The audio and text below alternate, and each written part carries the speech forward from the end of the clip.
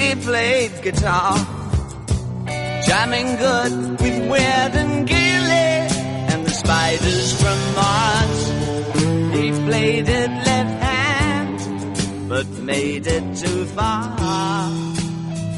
Became the special man, then we were Ziggy's band. Hello and welcome to the Weekly Stuff Podcast with Jonathan Lack and Sean Chapman. We are here to talk about stuff in better audio quality. Yes, well, hopefully. Hopefully. Are you sure you're recording it on the microphone this time and not on the on-site mic with the laptop? No, I am doing it on the Yeti stereo microphone. As you might have heard over the last few months, I think our old microphone, which was a Blue Snowball, which we bought years ago thanks to a listener donation, thanks Kenny, it has been retired because I think it had a short, and you were hearing some, as Sean said, snap, crackle, and pop a little bit, and it was getting worse. And so finally had to be retired, and I decided, you know what? We've done 130 of these motherfuckers. I can splurge now. Let's buy a nicer mic. Yeah. So I bought the Blue Yeti microphone. It's big, it's silver, it looks like an old-fashioned radio mic, which is cool. Yeah. I just think it's I can already tell it's going to be more fun to record this just because I'm looking at a cooler microphone. Yeah, I feel like we should be doing some sort of Orson Welles radio play style thing. Yes, next week we will try to convince you all that aliens are invading the planet. Exactly. And the upshot, of course, is that it sounds better. Not just that it doesn't have the snap, crackle, and pop, but it has much better sound all around. It has many more audio settings. So we are trying sort of a basic what's called cardioid setting this week.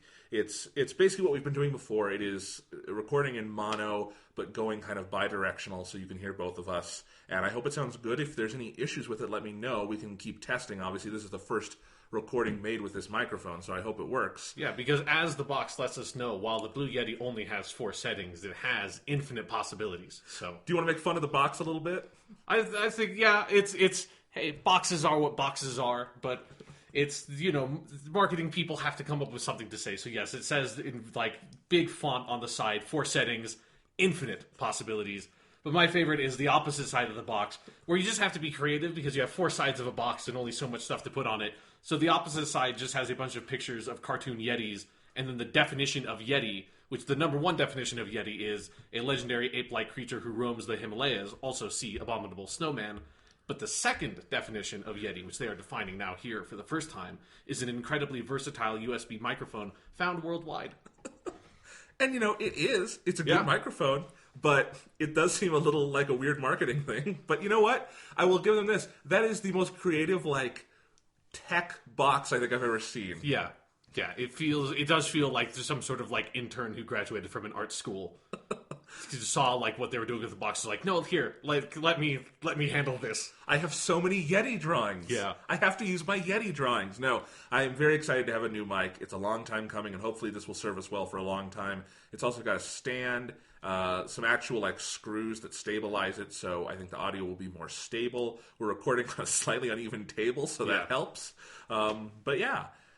So let us know if there's any feedback on how the podcast sounds this week. Please let us know, good or bad. Love to hear it, and I hope it serves us well going forward. The only downside is it's a bigger and heavier mic, so it'll be harder to transport, but I think that's a good problem to have in the grand scheme of things. It's better than having the problem of having weird audio snaps. Yes, I'm also going to be more careful with this mic because the Blue Snowball, if you haven't seen it, it's basically a round, it's a ball on a tripod. With a tripod. And so I felt like I was just encouraged to just kind of be reckless with that. I would toss it in my backpack, I'd throw it in the back of my car, and just kind of drive around with it like that. Yeah, it was that kind of object that, especially when you have the tripod folded in, that when you held it by the tripod, it's one of those things that's it's the perfect shape and size. It's I just kind of want to hit someone with this. It's the perfect shape, and it's just it fits so perfectly in your hand. It's got a nice weight on the ball at the top. It's I could just smack someone in the face with this and have a really good time. It would indeed be fun. But yes, so we are going to be using the Yeti, which would be much harder to hurt someone with.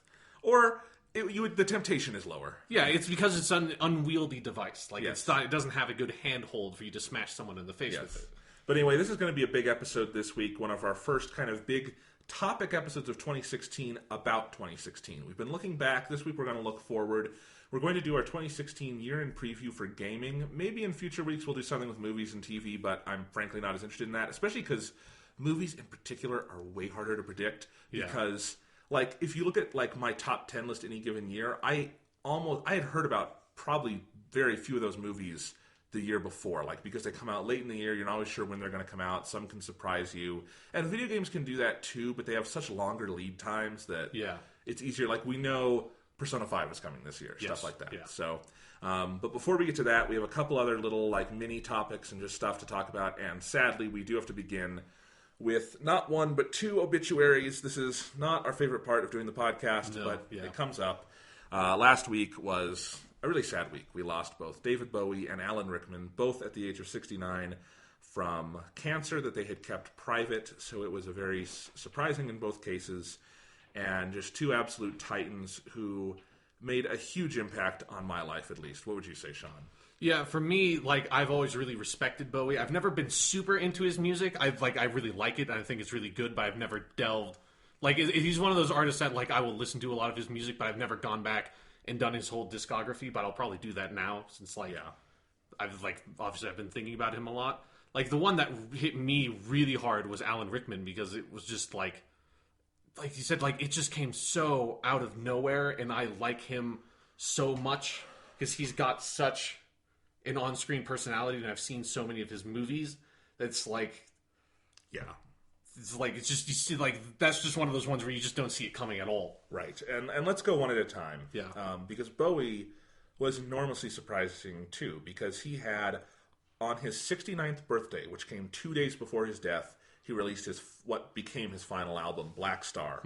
And I don't know, have you listened to this one yet? No, I haven't. And it was funny because I was seeing it in iTunes, every day, and I was like, okay, I just don't have time to listen to it yet, but I'm really excited because I am a huge Bowie fan. I love David Bowie's music.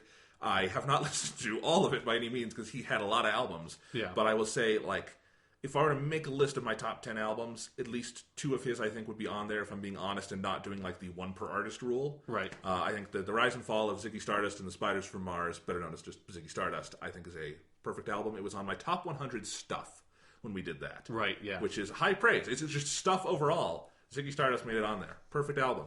I also think his experimental album Low, which is the first of his Berlin trilogy, I just go gaga for. I fucking love that album. And there's so much more I could say. There's just for now I'll say, so I was really excited to listen to Black Star. And because that had come out and was getting all this acclaim and stuff, that made it extra surprising because he was not a guy past his prime who had been seemingly sick for months and all stuff. Right. He was an artist releasing this big album and getting all this acclaim and being kind of in the spotlight again, and then dies. But when you listen to Black Star, and I've listened to it now, I listened to it the day he died, and you look at that and you kind of look at the discussion around it, you realize that dude dropped the mic so hard on life. It's like, it's amazing. Yeah. Because he got a cancer diagnosis, because now we kind of know it was an 18-month process. Started recording this album, which is unlike anything he's ever done. It's just as innovative as anything else he's ever recorded. It's like this nightmarish jazz hellscape. It's fascinating, and it is as innovative as any other Bowie album. He records that, makes this big, like, avant-garde music video, releases it just before he dies, so all the acclaim doesn't center around him dying. Right. Then leaves the world. That is a fucking mic drop for an artist. Yeah, that's a rock star fucking move right there. Yes. And as someone said, we talk a lot about rock stars, dying at 27. It's even more rock star to live to 69, have a loving wife and kids, and release all this great art, and then just go, I'm out, one last masterpiece, see ya. Yeah, to have like lived life to the fullest in basically every single conceivable way possible. Yes. And Black Star, not a lot of, I think people picked up that there were themes of death on it when it was being reviewed initially, but not as at the forefront or seeing it as a personal album as it is. And of course, you can't help but view it through that prism once he has passed. Yeah. And when you do, I mean, it is, I don't think it's just empty pathologizing to say. It is an album very conscious of mortality and very fascinating in how it approaches that, because it is not consciously saying goodbye. It's not like the Beatles recording the end and saying, this is the end of our recording career, and then we're dying, but they were breaking up. Yeah. It's more subtle than that, and in many ways more moving, and it is just such an incredible last album. And I think in many ways just because, not because it's like musically summarizing of what he's done, but it is cumulatory in that it is so innovative and experimental and so 100% Bowie. And that is the thing about Bowie, is that there is just literally no one like him. Yeah. There are so many people who have been inspired, just legions of people and of artists who would not exist in their present states without Bowie, but none of them are like Bowie. Yeah. And that's the fascinating thing, because Bowie himself wasn't always like Bowie, because he was a different thing every time he recorded an album. I mean, I listed my top 2 there, Ziggy Stardust and Low, totally different. My number 3 would probably be Young Americans, and that is as he called it, plastic soul, which was his attempt to do the white guy version of soul music. They're completely different. The only similarity is Bowie's voice, right? Which is this incredible, and I realized as I was listening to all his music the day he died, no one sounded like they believed in what they were singing quite as much as David Bowie. And no matter how silly. Yeah. Because Ziggy Stardust got some silly fucking songs on there, you know? Yeah. The title of the album is Ziggy Stardust and the Spiders from Mars. It's a silly album. But that dude believed in every word of it, and it's amazing to listen to, and it is passionate, and it is emotional because of that. And just all his music is. But he also, I think relevant to this podcast and this discussion, is he had a huge impact on the world of film. And I think people forget that because they probably just know Labyrinth. And hey, no slouch, Labyrinth is a great movie. I think it's, if anything, it's beloved. I think it's a little critically underrated for just how fascinating and Freudian and weird it is. Yeah. And that Jim Henson got that thing made, and it's technically a kid's movie. It's amazing. But Bowie is amazing in that movie, and his music from that movie I love. It is some of the cheesiest music he did, but that's the thing. He owned cheese. And when you own it, there's nothing better, right? Yeah, no, like that magic dance sequence. Great. It's one of the cheesiest songs I've probably ever heard. But yeah, no, like he was such an incredibly charismatic figure. Yes. Like on screen and then in his music. Like it's just like, it didn't matter. No. It didn't matter what he was saying almost at some point. Like he could say anything and make you believe in it. Absolutely. And he starred in several other movies. Beyond just like he did a concert movie for Ziggy Stardust that was great. But in terms of actual like narrative movies, there are several you could seek out. You know, his last performance in a film was in Christopher Nolan's The Prestige. He literally walks into that movie as Nikola Tesla through a field of lightning with his arms outstretched. Yeah, that's right. I forgot he was in that. He's awesome in that movie. There's like no one else in history could play Tesla better than Bowie. Yeah. He could probably play Tesla better than Tesla. It's perfect. Yeah. Because Bowie was kind of the same way, where you kind of half of you thinks he probably came from another planet or from the future or from the past. Who the hell knows? Yeah. And he's perfect for that. But the one you should seek out, if you've never seen it, is Nicholas Roeg's The Man Who Fell to Earth. Obviously a term that was invoked a lot in talking about Bowie this week. And if you don't know the movie, that's not surprising. It's actually a fairly obscure film, and it's fairly hard to find now. It was released by Criterion on a gorgeous Blu-ray that I am mad I don't have, because it went out of stock very quickly and now goes for upwards of $250 on eBay. And whoever owns the rights is just sitting on it. You can buy a manufactured on-demand DVD-R on Amazon, and you can get it in standard def on iTunes, and that's about it. Which is too bad, because it is a masterpiece, full stop. If you've never seen it, it's fascinating. It is about an alien played by Bowie who falls to Earth. He is looking for water because his civilization in space needs it. Earth has it. He is trying to develop a way to get a large amount of water off Earth and back to his family.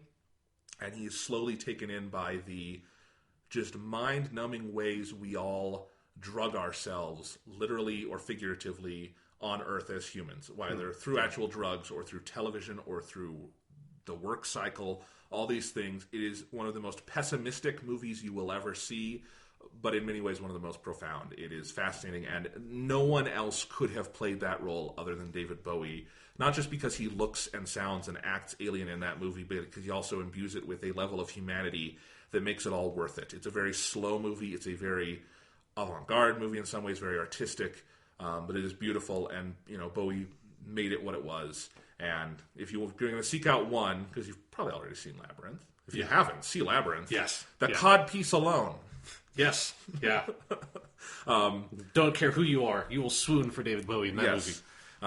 The Man Who Fell to Earth is one I would recommend. Fantastic, fantastic movie. So yeah, that's what I would say about Bowie. It came as a surprise, in part because people die, and we've talked about this on the podcast before, and if they die at an old enough age and they've accomplished enough, there's a limited amount of sadness you can have because they lived a full life, and Bowie definitely did. 69 is kind of young, but good God, he lived a full life. But at the same time, he seemed so much bigger than the mortal coil. His legacy was already written. He's one of those guys who just is so much bigger than one person that it's so hard to imagine death, which is a very small and solitary act in some ways.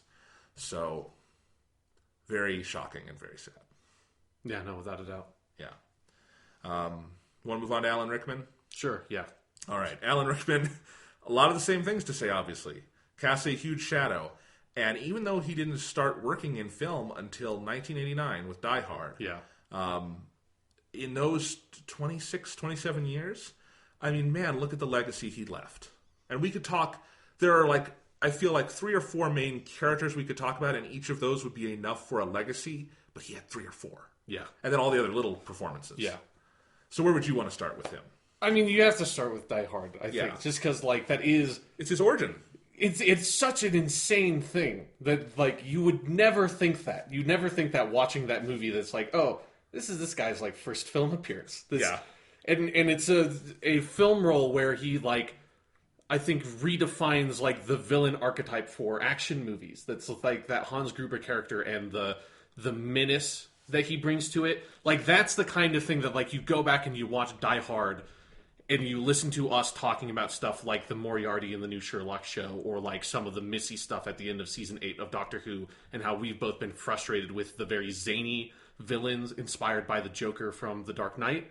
It's what I want is for us to go back to basically what Hans Gruber was like, which was that more intelligent, intimidating, sinister sort of villain that he was not necessarily physically imposing, but he would walk into a room and you would be frightened of him, which is what Alan Rickman could do. And he could also be funny and charming while doing it. And he was a little zany because he's playing a part the whole movie. Yeah. He's acting for the FBI, for his men, for everyone. For McClane at one point when he's doing the funny American accent. Yeah. He's acting, but he is, as you say, menacing. And it's actually kind of funny, we talk about the Dark Knight being that touchstone.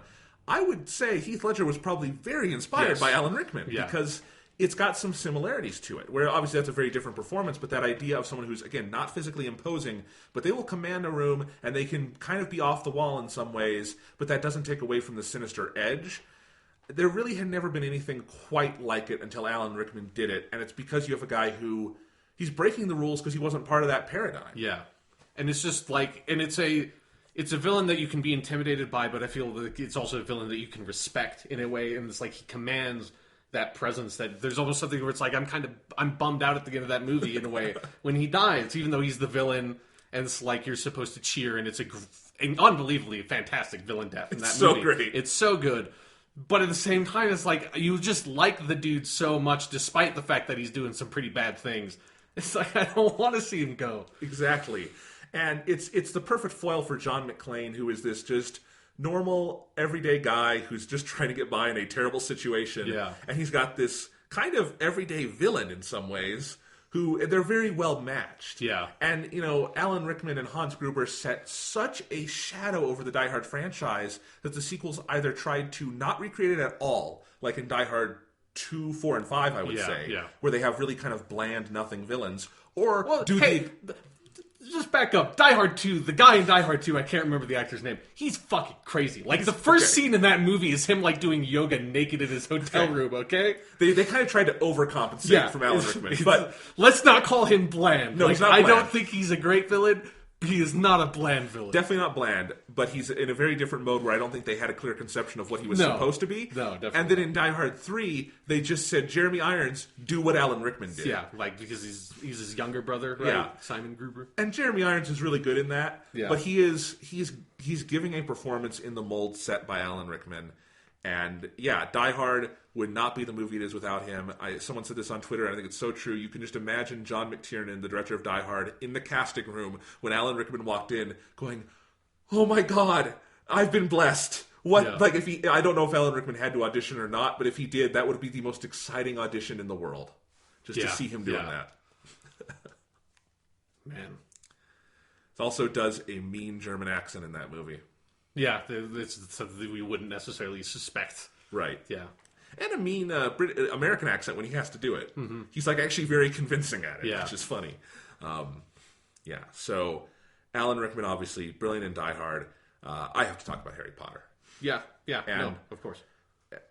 Whatever your thoughts on Harry Potter, he created one of the most iconic cinematic characters of all time in Severus Snape. I mean, he makes those movies worth watching to me. Yeah. Because I am not someone who's interested in Harry Potter in the slightest. I do not like anything about the fiction. I don't like anything about the setting or the world. All that stuff I find lame and bland and uninteresting completely. I don't like. If you can like your stuff, that's cool. I don't like it.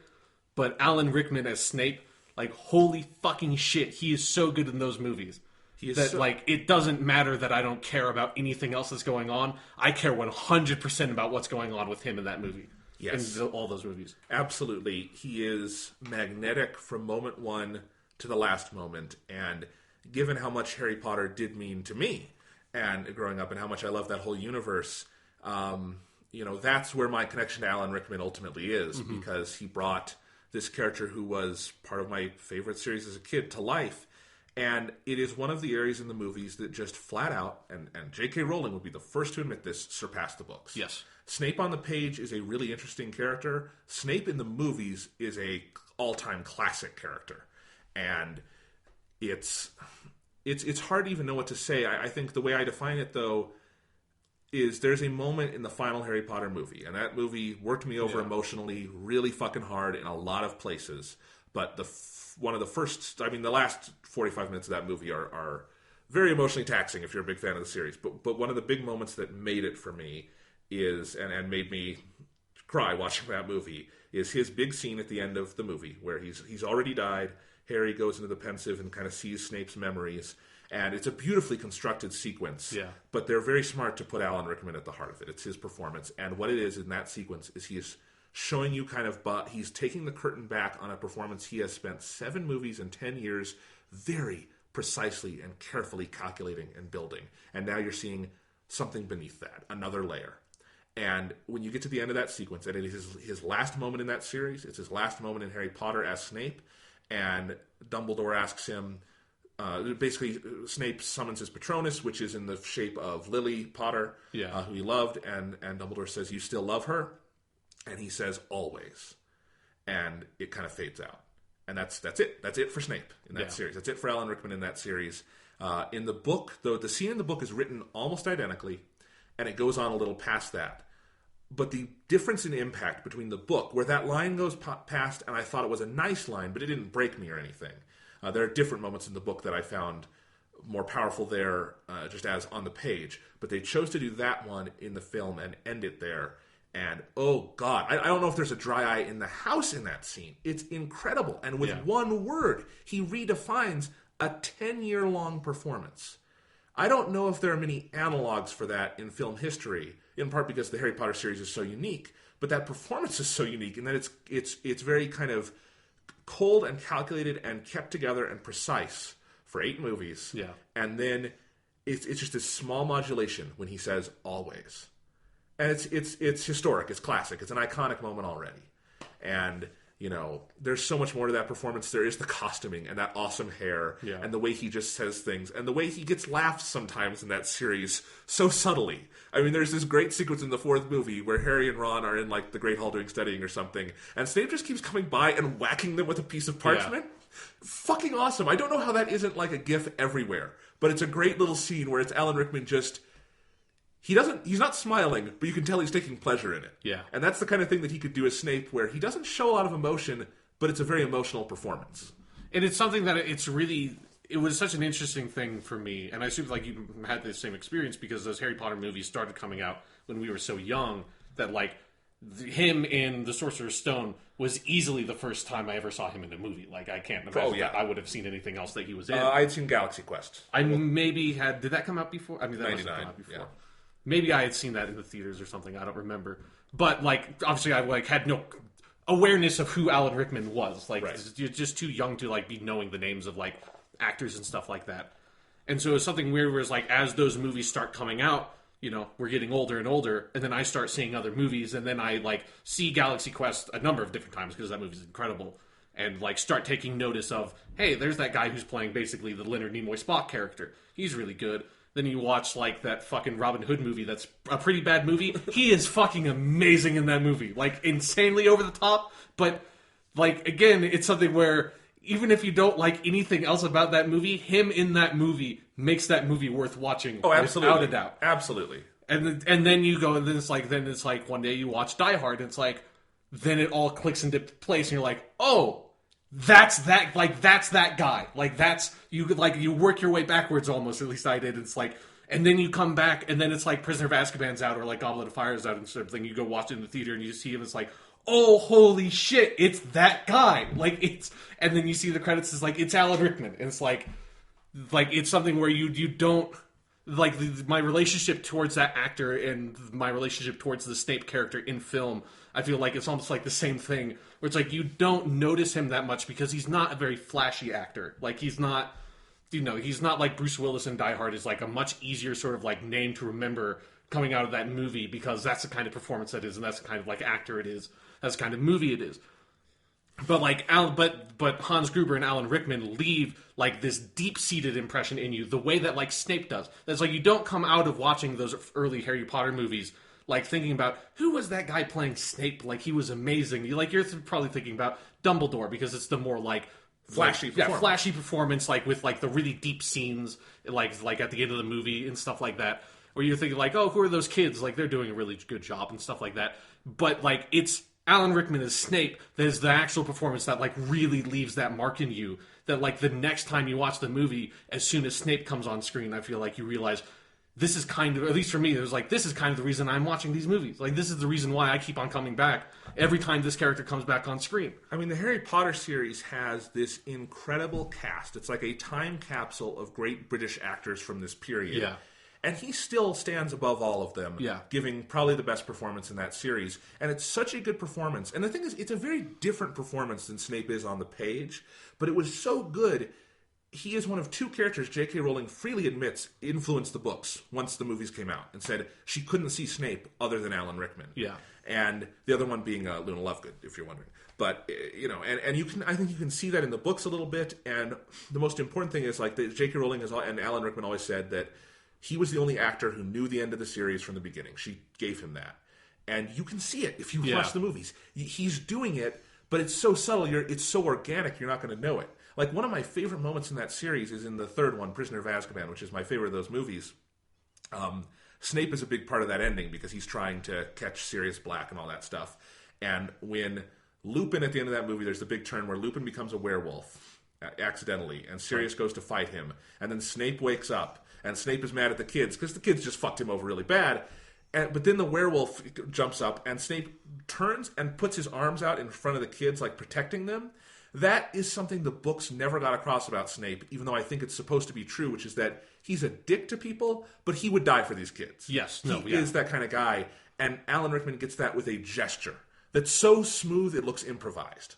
Yeah, and it's something where it's like, I feel like your relationship towards the character changes so much as you age. Like, even going back and watching the early movies again, is that it's like, because when you're a kid, like, his performance, because he kind of leverages that aspect of him where he like kind of got typecast as villains so much after Hans Gruber, that it's like he can do that performance that just feels like the kind of stereotypical super cold menacing adult that, like, when you're a kid you look at him and it's like, oh yeah, it's just this strict asshole like science teacher guy or something, that like everyone when they were like 8 years old or something like had a teacher or relative or someone in their life that was kind of like that. I feel with how Snape was towards Harry and the other kids. But then as you get older and you watch it more and more and more, and as the character does develop on screen and they pull back the curtain a little bit, you get that window into, and you recognize that he's like the best person there. Like, he is the most responsible. He is like the person willing to go the farthest to do what he believes is the right thing to do. And it's the kind of thing that, like, he brings that to his villainous performances as well, which makes, like, the villain characters very convincing. But when he brings it towards this really complex, like, multifaceted developing character in those movies that develops across all of them and has this really rich, complex history, that's, like, where you really get to dig into that side of his performance and see that's, like, he is, like, to me, he's like the hero of those movies in so many ways, and you just don't know it because you're just this kid watching it, and you don't know what's going on in his head because you just see the outside of it. But as you get into it more and more, you realize, like, no, like, he is the best person there. Oh, Harry calling his son Albus Severus in the book really good moment. In the movie, tearjerker. Yeah. You know? Like, it feels even more important in the films for Harry to do that. Yeah. It is an incredible performance. And the other big movie we have to talk about is Galaxy Quest. Yeah. Which is I feel like it's a movie everyone loves and is still somehow slightly underrated because it is such a good movie. Yeah. I just watched it again a couple months ago. And if you haven't seen Galaxy Quest, it is this Star Trek parody that I would say is almost like maybe one of the like Edgar Wright Cornetto trilogy movies in that it starts as a parody of something and then becomes the thing itself. Yeah. Like it starts as a Star Trek riff, but it ultimately is just better than most Star Trek movies. It's a great Star Trek movie. Yeah. And also a film about fandom and all these other things and fame. And Alan Rickman plays, I think, the most memorable character in that movie in a lot of ways. Yeah. The guy he's kind of the Spock riff in that he has the weird head and all that. He's got his catchphrase and everything. Yes. Yeah. By Grabthar's hammer, you shall be avenged. And he really hates the William Shatner knockoff, which is Tim Allen. Yeah. And, he's very bitter. But over the course of the movie, he has to kind of come to believe in this crazy world that the characters find themselves in. And it culminates in another very emotional moment in Alan Rickman's career when this alien he's made friends with dies and he starts reciting the entire by Grabthar's hammer oath. Yeah. And it is simultaneously silly and heartbreaking. Yeah. Because it's like again, it's something where he is not the main character in that movie, but I feel like he is so, to me, the emotional core of that movie, because the whole thing about that movie and what makes that movie really fun and rewarding to watch, especially if you are a Star Trek fan, is that at the top of the movie, it seems like the movie is just going to be about poking fun at like the fan cultures and how like extreme it is, and like the contrast between the fans' perception of this franchise and like the actors' perception, the people who worked on it, who obviously like they like don't see it as this sort of almost like religious artifact that the fans do. But then, and so you think like, oh, that's going to be the whole movie, and it's just going to keep on poking jokes at that, and it's going to be maybe kind of funny, and then you go home. But it's with the development of the Alan Rickman character in particular, and like the rest of the movie does this as well. But it's like with him, I feel like you can so clearly feel the change of that movie, where he starts at the beginning as this like actor who is this classically trained like Shakespearean actor who's like been in like all these plays and stuff. He played Henry V and all this, and he's just does not want to do this. His legacy is completely tied to this character and this franchise, to which he has like no respect, and he doesn't care about. It was just something he did to pay the checks, like back in the 70s or something, and it's the only thing about him that the public cares about anymore. And it's a funny performance because it's so dry and witty, but then it's also the heart of the movie because it's his character that changes the most, to where he is the person who has to recognize most fully how much power there really is in that character he played and in that franchise he was in, and how much it really does matter to those people and how important it actually is. And as someone who is a fan of a lot of those things, like Star Trek and Star Wars and Doctor Who and Persona and all these things that other people might find really frivolous, I think that movie and Alan Rickman's performance so perfectly captures why like those things do matter, like why that kind of popular art is really important, because it does give people something to sort of latch onto who don't maybe find it in religion or don't find it in like science or in like this or that or this other thing, but they do find it in these ideas and in these characters and these themes and plots and stories, and that is as legitimate as it is in anything else. That is as legitimate as it would be in any religion you might find or any field of study or anything like that hope and that power and that just something that people can believe in and use to sort of fuel changes in themselves is that important and that powerful. And it's like, it's that movie is all about that, and it's that character's transformation across that movie that gets that across in the most powerful fashion for me. It's a brilliant, profound film, and he is the crux of it. And it is amazing just through this conversation how many brilliant and profound works he was the crux of. Yeah. And it's also like weird when you think about that came out before Harry Potter, and then like he's playing that character, and then he kind of in this way became that actor being attached to like a fantasy genre franchise that's like, for like particularly now for like all the people growing up, is easily going to be his most iconic performance is going to be as Snape. Oh yeah, I mean, it's what hit it for me. What made me especially sad the day this happened is I hear about these deaths on Twitter now, and it's Twitter becomes very anxiety prone to me, where I'm looking through, and if I see someone's name repeated more than once, I'm worried they're dead, because it seems like it happens all the time. Yeah. And with Alan Rickman, though, I follow at least one Snape parody account, And so I see that dude's face every day on Twitter. And that's one of the people I saw tweeting about it. And I was like, and then I started thinking about all the other places Snape's face is online. And he's a meme, a beloved meme, and he's everywhere. And you just see these things all the time. And it's like, yeah, it's tough to be more iconic than that. And that's the surreal thing about a celebrity death like this, is that he is gone, and that is sad. But what's eerie about it and what is transcendental about it is these people are so eternal. Yeah. You know, Bowie is gone. He's cremated. His ashes are scattered. But he's not gone anywhere. His music is on my laptop. It's in the ether. It's everywhere. Yeah. And Alan Rickman's performance isn't going anywhere. My Harry Potter Blu-rays have it forever. And we all have it in our memories. And Die Hard will always be there. And it will always be discovered by people. And that is what art is. And that's why artists matter to us. And it's this weird thing of defining that line between life and death, where these people walk it in such a profound way. Yeah. And then for me, like, something with, like, the Alan Rickman one just hit me really hard for, like, and I don't know why it's with him. Like, it was almost like Philip Seymour Hoffman, I kind of had a similar reaction when he passed away.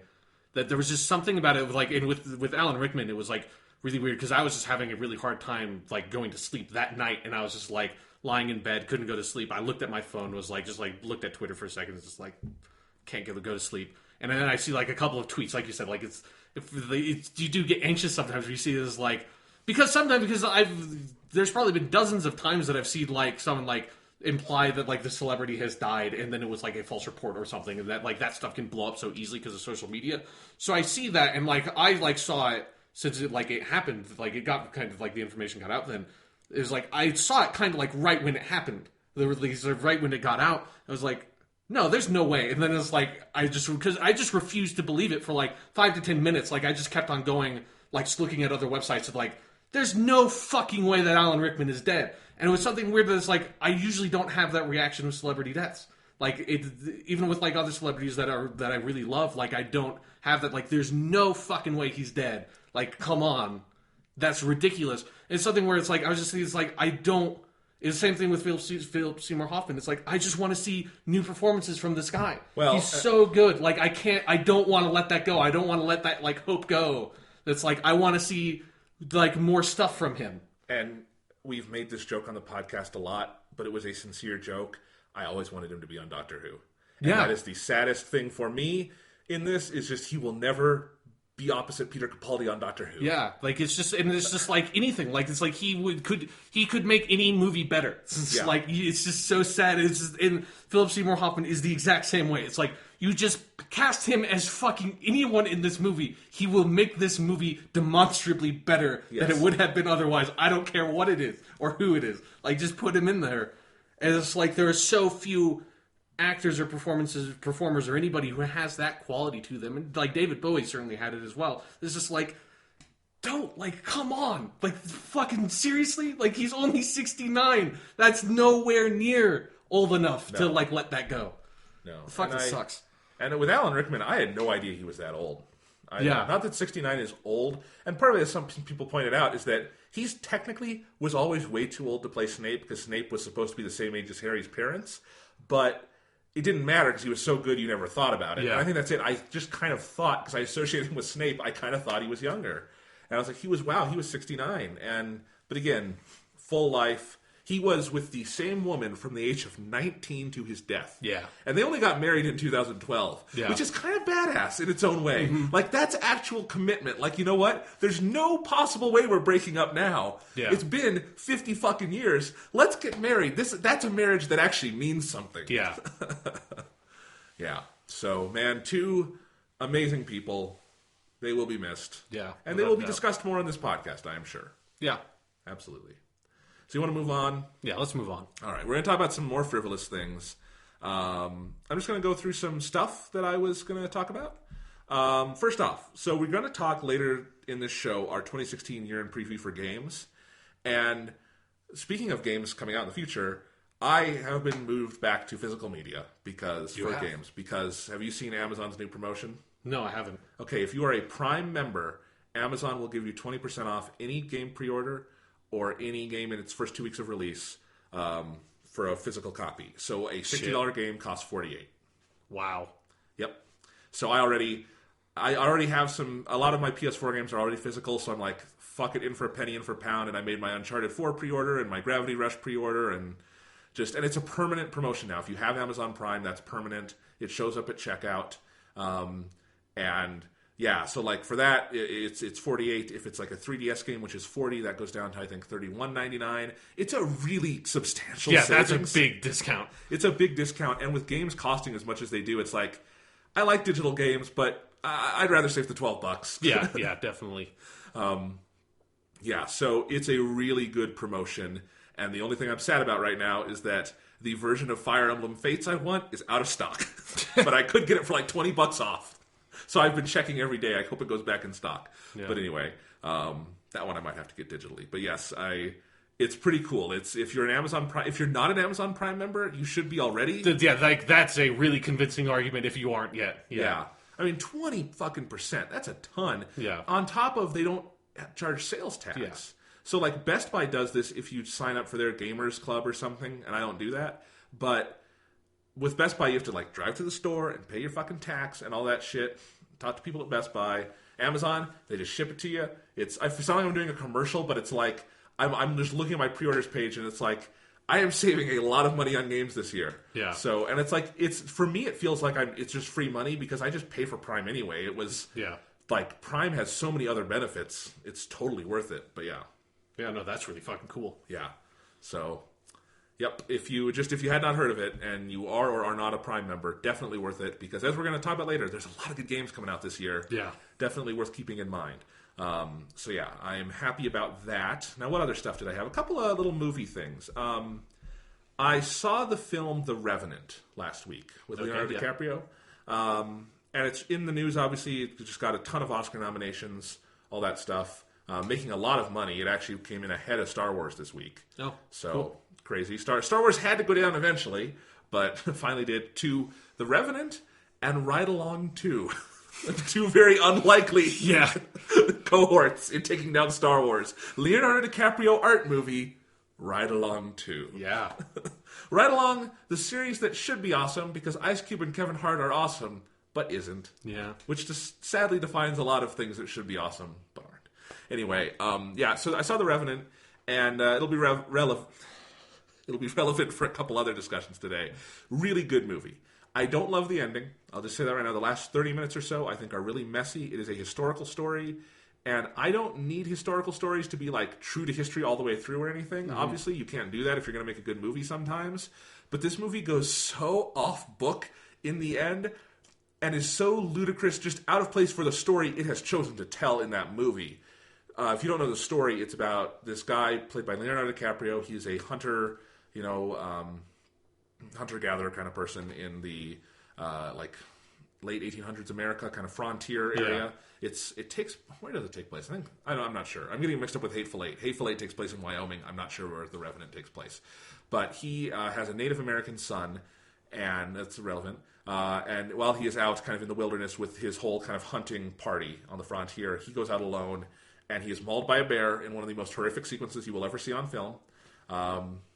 And then he is left for dead by the Tom Hardy character, who also kills his Native American son and buries Leonardo DiCaprio alive after his bear mauling. And Leonardo DiCaprio, and again, this is a true story, the character Hugh Glass gets himself out of that grave, walks hundreds of miles across the frontier, and finds that dude. It's a great story. Awesome. And it's an amazing, the star of this movie is Emmanuel Lubezki, the cinematographer, Chivo, as you might know him. He is a 2-time Oscar winner. He won 2 years ago for Gravity, last year for Birdman. That is the only guarantee on Oscar night. He is absolutely going to win again for this. It is some of the most, if not just the most outstanding cinematography I have ever seen. It is all done in the wilderness, in actual locations with natural light, and you have never seen anything like it. If there is one movie from the past year you kind of need to see on the big screen, it's Mad Max. But if there are two, it's Mad Max and The Revenant. The Revenant... Mad Max and The Revenant would be a great title for the next Mad Max movie. Fucking cast Leonardo DiCaprio again. Tom Hardy's already in it. Yeah, exactly. It's great. Yeah, The Revenant is very good. Leonardo DiCaprio is great. He is probably going to win an Oscar for this, and it will be his first Oscar, which I think will be a little weird when people look back on it, because he's really good in this movie, but it's mostly just kind of a physically demanding performance. It does not show his range as an actor, I would say. But on that level, no one really does gritty quite as well as Leo these days. Yeah. And it's amazing because I feel like Leo has some kind of strange, like, complex to him where he just desperately wants to shake his pretty boy image from the 90s. Yeah. Even though none of us see him that way anymore. No, yeah, it's been a long time. Yeah. I think, like, The Departed basically killed that. Like, Yeah, and The Departed was like his 6th movie trying to do that. Yeah. So, like, it's just like, even in movies where looks handsome and is, like, well-dressed, like The Wolf of Wall Street, there's a scene where, like, a hooker shoves a lit candle up his ass. Yeah. So he's always, and this is, like, his most, like, gruff, gritty performance ever. He barely speaks in it. When he does speak, it's mostly in the Native American dialect of that area. So it's a very different kind of performance from him, and it would actually be a very different kind of performance for the Oscars to reward, which is what I find kind of fascinating about that. The whole movie is very, until the end, which I think is overly conventional, it's a very artistic, almost avant-garde in places kind of work about nature and man's relationship to it. And that's what I love about it for the first hour or 2.5, it's about a 3-hour movie. The first 2.5 hours is just this great kind of tone piece about this guy who gets totally fucked and is kind of trying to find, not even as something as concrete as a reason to live, but kind of a way to go on in this wilderness after all these terrible things have happened to him. There are just these great existential moments. It is a great work visually about man's relationship to nature and to death and to animalism and all these other things. And then I think it's really overly conventional and has a really poorly written last scene. But the last shot is really good, so it recovers for the last shot. But really good movie. If I had seen it in time, it would be on my top 10. I think it would go above Hateful Eight and knock my number 10's film off, and I think that's where it would probably rest. But yeah, really good movie. I definitely recommend it, and yeah, I don't know if there's anything else to say. I'm trying to think. Oh, I have to make fun of Tom Hardy for a second. Okay. Because I like Tom Hardy. He's a good actor. Yeah. I would love to meet him and ask him, Tom, what accent do you think you were doing in The Revenant? Not what were you doing. What do you think you were doing? Because it changes every 5 minutes, and it's like, if you thought Bane was gruff and difficult to understand, oh God, I got maybe 60% of his dialogue in The Revenant, and I'm pretty good at catching dialogue through accents. Yeah. No, he's just like, he's got a lot of marbles in his mouth, and he's doing it's American, but I'm not sure where he's supposed to be from because he doesn't sound like anyone else in the movie. Huh. It's so bizarre. Like, he wants to go to Texas, but he's not from Texas, and either way, it doesn't really sound like a Texas accent, so I can't pinpoint it. But anyway. Weird. Speaking of Tom Hardy, I actually went and saw Mad Max again yesterday because it got all those Oscar nominations. Yeah. And we'll talk about that in a second. And so the Denver Film Center, or the C Film Center as it's now called here in Denver, is playing it right now on 35mm film, which is fucking awesome. Yeah. So it's one of my favorite screens in town. It's a really big, great screen with great sound. So I went to see Mad Max there again. Actually dragged my mom to go with it to me, and she thought it was amazing too. Mad Max crosses all boundaries. Yes. She did not want to see it. She thought it was amazing. So there you go. My mom liked Mad Max. You will like Mad Max. Okay? Yeah. Some people may call it the best movie that came out in 2015. It absolutely was. It absolutely was. And it's amazing. I hadn't seen it since like June, I think, when I saw it in the theaters the last time. And so just such an amazing movie. It was shot digitally, but still seeing it on 35mm was amazing. It just like, that movie has such great colors. Yeah. And that's one of the things physical film does so much better than digital, I think, is color reproduction and texture. And man, and it was like because I don't know where they fucking got a print for that movie, but I think it had maybe been shown once or twice because the only signs of wear were around the real marks. And those had not been cared for because they were really rough. But past that, like, not a mark on that print. Just looked fucking gorgeous. And I saw so many more details that I hadn't seen before. It is such a visually rich movie. It is a perfect fucking movie. It is just amazing. It's the 4th time I've seen it. I'm still seeing new layers in that film. Absolutely astounding. And that's a good transition. I want to talk Oscars a little bit. Okay. We normally don't do that. Because we both agree, award shows are fucking stupid. They are fucking stupid. But I was pleasantly surprised. I think the Oscars were more on point with their nominations this year than they usually are. Are there stupid things? Yes. They hate black people. We all know this. Oscars so white. It's true. You can say it's a systemic problem in Hollywood. It absolutely is. It's also a problem with the Oscars because they had plenty of opportunities to rectify that this year. If for nothing else, Creed. And the fact that Michael B. Jordan isn't in Best Actor and wasn't even really seriously considered, you're stupid. But anyway, because Best Actor is a pretty weak field this year, and you could have fit him in. Or that Samuel L. Jackson from The Hateful Eight isn't in there. Yeah. What are you talking about? What are you people doing? Yeah. I don't know. Did I say you people? It's not a racist way. You people are old white guys. Anyway, but yeah, I think like the Best Picture list, I have seen all 8 of those movies. 6 of them should be there. That's a pretty good batting average. The 2 that shouldn't are The Big Short, which is a bad movie, and I agree with its politics, and I would love to read the book, but I don't think it works as a movie, and that it is in Best Director 2 is a farce, but whatever. That movie is not too good. But The Martian is a good movie. I just don't think it's that good. So I'm not mad about it being there. I just think there are clearly better movies that could have been there. But you know what is there is Mad Max. Yeah, I mean, because I don't even know what you're talking about. Because it's like, what I see when I see that list is it's like, there's one movie that needs to be there, and 7 movies that are there because we can't just only have one nomination that would make this look like a dictatorship. But if your dictator is going to be Mad Max Fury Road, fucking sign me up. Yes. No, I mean, Mad Max got 10 nominations, which is the highest of the nominations except for The Revenant. And The Revenant really only has 12 because it's got 2 actors, Tom Hardy and Leonardo DiCaprio in there. And I love Mad Max. I would not nominate it in any of the acting fields either. So. Yeah, it's not a movie that needs, like that's just not the kind of movie it is. Yeah, the performances are great. Charlize Theron in particular is fantastic. I wouldn't put her in the 5 best actresses of the year. But all those other 10, very deserved. I love that I was pretty sure it was going to get director because I just know directors fucking love that movie and respect it. And the Best Director branch is a little more adventurous. But that it got into Picture 2 is so cool. And then all these other awards. And I don't think it is going to win Best Picture. But it should.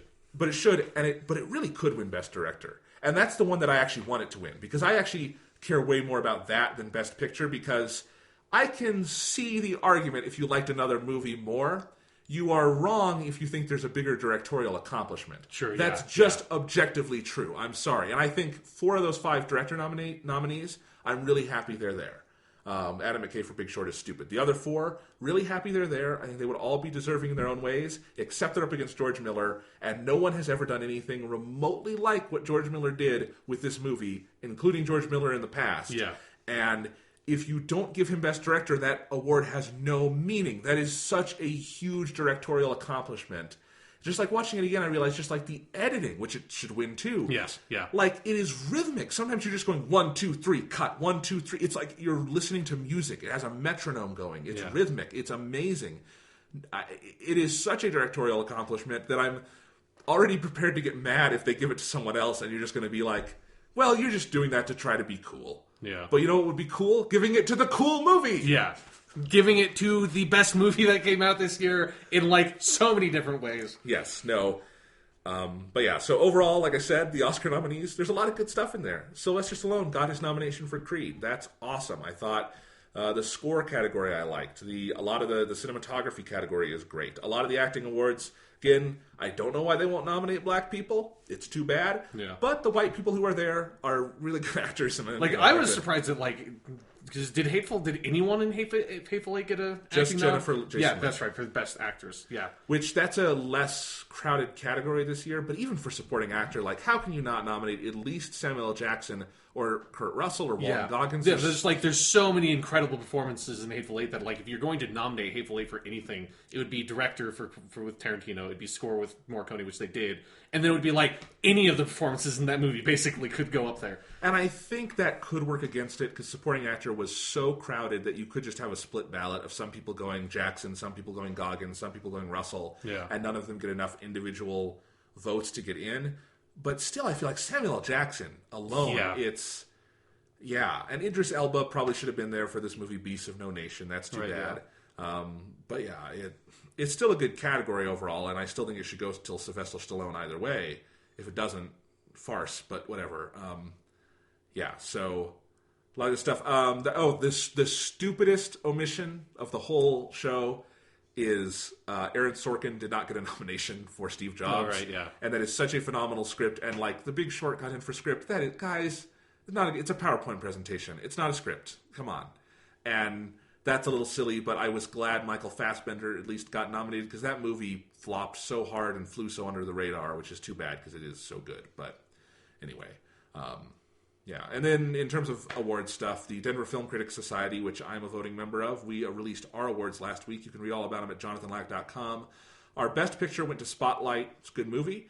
Not the best movie that came out this year. Nope. But best director went to George Miller for Mad Max, and that's the one I care about. Yeah. Best picture is almost incidental because George Miller is the one who needs that fucking award, and so he got it. And we did give supporting actors to Sylvester Stallone. And score went to Ennio Morricone. So a lot of cool winners. I was really happy with a lot of the winners. So yeah, it's just like the thing that gets me is that I feel like you always have. I think maybe I said this on the podcast before, but you do always have like basically every year or every other year with the Oscars. It's like you have this one movie that came out that year that's like for like its genre or whatever it is. Like there's something about that movie that's like this movie that came out from this year that like 50 years from now, there's going to be someone who's like starting to like get into movies seriously in like in an academic way and is like really interested in film as like a medium. And it's like when they're looking through like what movies came out like in the past, it's like that movie from this year is the movie that they're going to watch and fall in love with. It's like this year that was Mad Max Fury Road. I feel like it's so obviously Mad Max Fury Road is the movie that's going to live on that came out this year and have this life that's going to like go on forever. It's like it just feels like how can like everyone not see that that's like the future of this movie is that? Because there's a lot of stuffy people who, if it has a hint of genre to it, don't want to reward it. And the fact that it even got those nominations is probably the victory. I mean, that it recognizes like that aspect of the Academy Awards is at least changing, but it is something where there have been so many incredible misses for them. I mean, just think about the most recent huge one, I think, is 2008 and The Dark Knight getting nothing.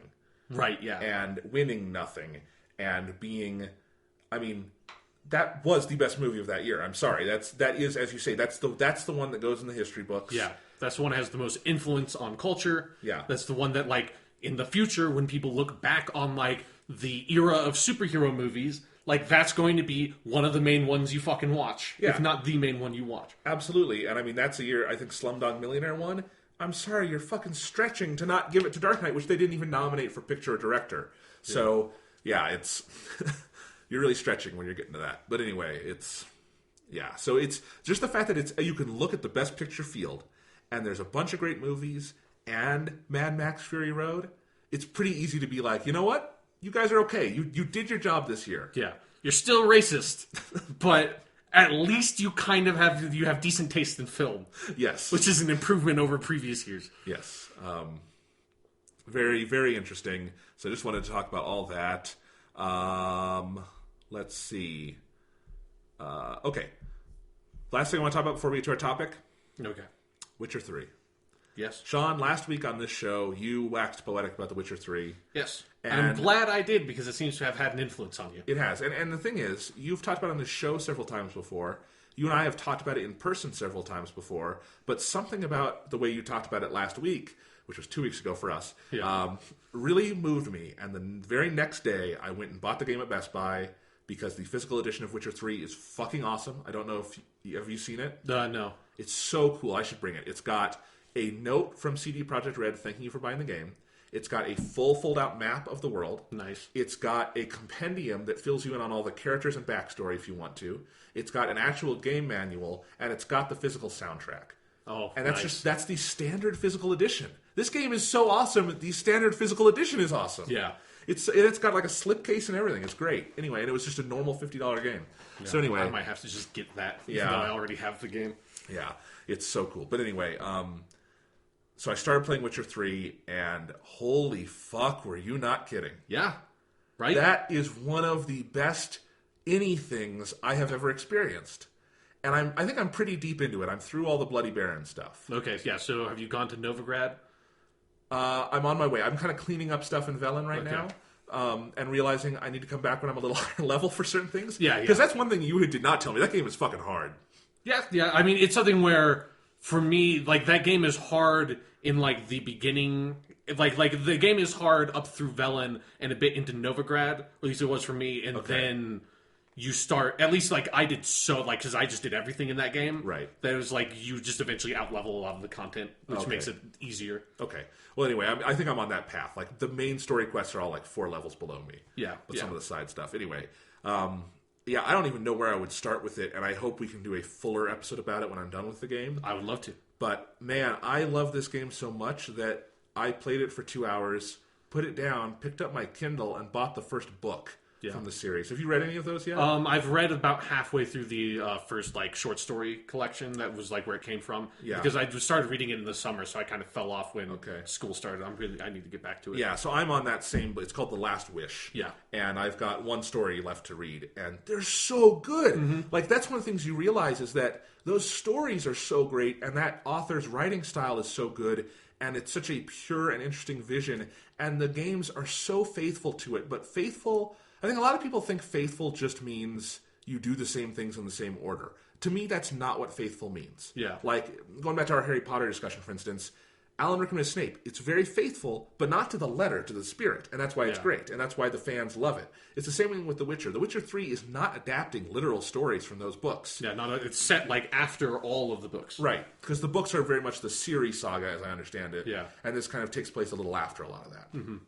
But it is so faithful in tone, in style.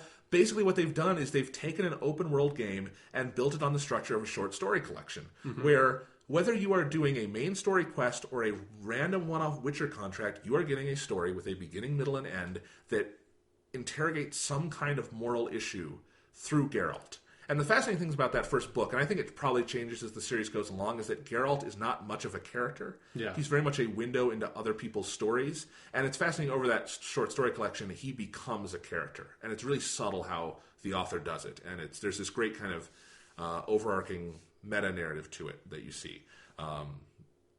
And so in the game, I think Geralt is a very strong character. He's very well developed. I mean, clearly CD Projekt Red, this is their third at bat. They know what they're doing with him. But even then, it really is more about the people he encounters and the stories he encounters and what they say about him and about the world. And I think it is just such a unique worldview because you talked about how dark it is. And it is dark. Yeah. But what I think is fascinating is it's not without morality or optimism either. No, yeah. It's a very dynamic worldview where things don't ever work out perfect. There are a lot of abject sadness, but there's also hope here and there. And I think you can help people. You can help people. And other people help people. It's not just you. Yeah, and that's what I love is that I very quickly got a feel for Geralt, and I'm glad I'm reading the books because it feeds my role-playing of the game where, you're not creating your character in this game, but I feel like you are crafting Geralt along the way because you can either play him as I feel like the character he's supposed to be or as a dark version of himself. Yeah. But the Geralt, as I view him, is a guy who, he's not perfect, but he does try to help. At the very least, what he can do is maybe go around. He's not going to save the world. He's not going to fix everyone's problems. But maybe he can bring hope once in a while to people who need it. Yeah, it's the kind of guy where he's not going to be able to slay the earth-devouring dragon or whatever. Right. But he is the kind of guy that when he is riding down a path on his horse and there is a woman covered in blood screaming on the side of the road someone help me, my husband is being devoured by wolves. He's the guy who stops and says, where is he? Point, and just goes running off into the woods to go save him. He's that kind of guy. Right, and he's the guy who will usually take money because pragmatically he needs it to do his job, but once in a while he won't, because maybe you run into some orphans and they need some food. Or maybe you talk to someone who really needs the money for themselves and you figure, I can make it elsewhere. Yeah. Or something like that. And there's so much fascinating morality under the surface of every story you do. And I think the Bloody Baron is a fascinating... It's not even my favorite in the game so far. And it's great. I'm not taking anything away from it. But I think one of the things that's fascinating with the Bloody Baron is that it's dark even by the standards of that game. Yeah. Because it is the situation that literally is hopeless. And that's why it is the centerpiece of all the Velen stuff. Because the Velen area of the game is very dynamic. There's a lot of places where you do bring hope to people. There's places where you can't. And then at the heart is this kind of corroded heart to the nation that cannot be fixed. Yeah, because it's something where... I love that they do so much with the setting of the game and the political situation to fuel a lot of the thematic development of the game. Because it's Velen is on the front lines of where Nilfgaard is invading. Because it's if you go to the bottom of the Velen area, you go to their frontier basically, and there's a bunch of Nilfgaardian captains and stuff. And there's something about that where it's Velen is this festering cesspool in so many ways of the old world that's cannot stand against either of these sort of the northern empires that are sort of marshaling under Radovid, that you get into that stuff when you get to Novigrad. and then like Nilfgaard, who's just slowly marching forward, like conquering everything in their way, like kind of like bringing modernity with them. And it's like Velen is right there, and it's just like this destroyed, sad little area where it's like there's hope, and you can help people, and there are good people there, but like. If there's one area in that game that I would never want to live in, it would be fucking Velen. Yes. I would never want to go there. I would stay way the fuck away from Velen, because it is a shithole. And there's so many smart pacing decisions, because you kind of think the first act is in Velen, but there is some time before you get there. So you do see another part of the world before you get there. Yeah. I think that's very smart, that you see a more hopeful side of the world, then you go to Velen, and then I assume you get back into something that isn't quite as much. Yeah, you go back to like civilization with Novigrad and the Skellige Isles. Yeah, and I think that's a really interesting tonal choice. And no, it is so great. It might be the most beautiful game I've ever played. I really have been considering that, because it's the kind of game where I will just... I don't use my horse a lot of the time. I just want to walk and just admire places. And I've taken a ton of screenshots. And if you've heard me on this podcast before, that's my favorite thing about the PS4. And that tells you when I love a game, like when I replayed The Last of Us and just got really into photos. Yeah. I love that about the share function and doing that with games. And like just the way this game uses light and shadow and like and weather and clouds and like the sunset stuff. It's all very painterly. Like the backgrounds, the skyboxes just look like paintings. They don't really look like rendered graphics. Yeah. And even the way the trees sway and stuff, they look like pieces out of a Van Gogh. It's very impressionist. But like it's also very realistic. Like the way they do the weather, where the trees are constantly swaying and things like that. Games don't ever do that, and I didn't realize that until I played The Witcher, and I'm like, oh, that's what's missing from every other fantasy open world game, is the dynamic nature of nature itself. Yeah. And like it's the kind of thing where when I'm driving to work in the morning and I go past trees, I feel like I'm in The Witcher, because it's making me notice things in the real world that I'm not perceptive of. It is, and it's a technically janky game in some ways. It's got some imperfect. Yeah, and you're playing it now when like they have patched it like to hell and high water, and it's way better now. Like it was really janky when it came out. No, and it's not bad by any means. Yeah. It's just there are definite moments of slow down or pop in or whatever. But overall, man, it is a technical accomplishment. Yeah. And you haven't even been to the Skellige Isles yet. Like that area is fucking just jaw-droppingly gorgeous. Every single vista, every single mountaintop is incredible. It's just like definitely with Arkham Knight was the first game where I really got the big feeling of next gen. Yeah. But Witcher 3 takes it to another level. This is because Arkham Knight is, at the end of the day, it is iterative of a last gen game. Yeah. The Witcher 3, I know it's the sequel to other ones, but it is its own thing, and it is so clear you couldn't do anything about it on past gen systems. Yeah. And it is just fucking gorgeous. But man, I will have more to say in the future, but I am so in love with this game. And what I will say now is well, I came up with this the other day, and I said it on Twitter, and I think it's very true. It's the highest praise I can give it. I think The Witcher 3 does for open-world RPGs the same thing Persona 3 did for JRPGs. Yeah. Where you have a bloated, just boring corpse of a genre that is laying out there in the sun rotting, and someone comes in and says, you know what? We can make this work again. And Persona 3 and 4 did it for JRPGs. Yeah. And I think The Witcher 3 does it for open world games, in that it is an open world. Like, the actual reason why I hadn't played The Witcher 3 yet is not because I didn't believe it was good. It's just I am so fatigued on open world games. Even like Fallout 4, I'm never going to play that. It's too. I've done enough of that. I don't need to do it anymore. And I'm glad that everyone else liked it, and I don't think it's a bad game or anything. I'm over that. But with Witcher 3, not even a moment's hesitation once I'm in the game, because it is, to me, what an open-world game should be, where you're enveloped in a world, but you're not enveloped in shitty minutia. You're enveloped in actual story and theme and character, and you feel like you are living in this world, and everything you do has purpose, and not, man, I have a lot of collectibles to get. Yeah, it's not like, because it's like something where I've kind of burned out on Assassin's Creed Syndicate, and I don't think I'll finish it, because it's like, while I really do enjoy that game, there's a certain part of it where it's like I open up the map and then it's just like, oh, fuck. It's like there's like 5 bottles in this district that I haven't found yet, and 100 chests, and like 50 helix glitches, and 5 pressed flowers, and 2 like posters that are on the walls. And there's like 3 carriage missions and this fucking like ring like brawling mission, and then it's like I have to take over those districts. It's like, oh god, you look at the map and it's like it's not as bad as something like Watch Dogs. Like Ubisoft has pulled back from that, and from like having seen the Assassin's Creed Unity map like, even though I haven't played that game, I know it's way pulled back from what that fucking game did. But it's still, you look at it and you're like, it just looks like work. It just looks like I'm going to have to, like, spend so much time doing this random bullshit. And, like, it's just hard to see, like, the good parts of the game behind all the bullshit. It's like The Witcher 3 is that open world game where everything in it is good. Like, it feels like every single quest line, every single, like, random, like, encounter you run into, every single character in the world feels like there was a personal touch that went into it, and It does not feel like it was made by a machine. It feels like it was made by, like, a single, united, like, creative vision, you know? And it's not bloated. Like, even I am at a point where I have a lot of stuff on my quest log, but I don't have so much I can't imagine finishing it. Yeah. And that's the problem with, like, Fallout 4 or something like that, to me, just at least, immediately it's like I get overwhelmed and I'm just lost in it.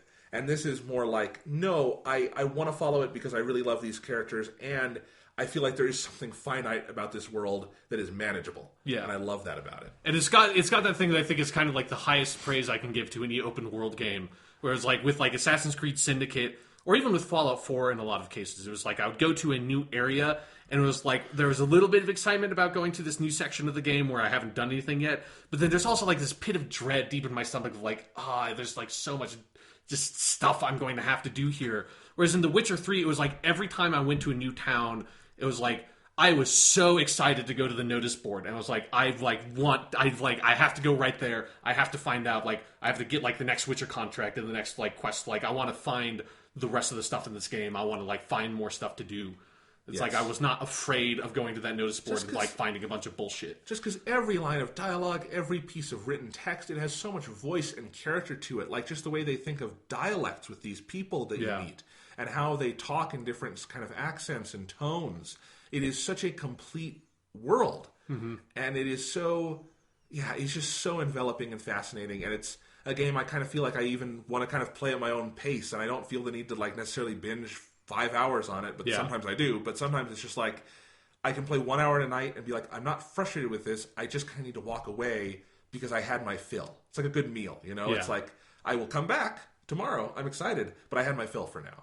I had that last night where I did a really good, like, Witcher contract, and I'm like, I have to put this aside for the moment, but with no anger or anything. This is great. I love it. Yeah. So, damn. Fucking amazing game. Yeah. I'm so glad you talked about it as emphatically as you did. This would be on, this is one of the best games I've ever played. Yeah. Good God. Yeah, I'm really happy that you got it. And I'm really happy that you're enjoying it as much as you are, because I know that, like, while I have some of that open world fatigue, because it has, especially over the past couple of years, it's gotten ridiculous how everything has gone in that direction. But it was like, I definitely saw when I was playing The Witcher 3 of, like, this is, especially contrasted to Dragon Age Inquisition, which is a similar game that, like, it's like Dragon Age Inquisition is a game that came to, like, a similar crossroad as The Witcher 3 and, like, went a long way with it on the same road, and then hit, like, this, like, fork in the path, and Dragon Age Inquisition went left and became a, like, interesting game, but an overall dull game. Witcher 3 went right and was, like, it feels like it's a genre redefining game. Yes. And it's, like, everything that, like, the Dragon Age Inquisition was not in terms of this fantasy open world RPG.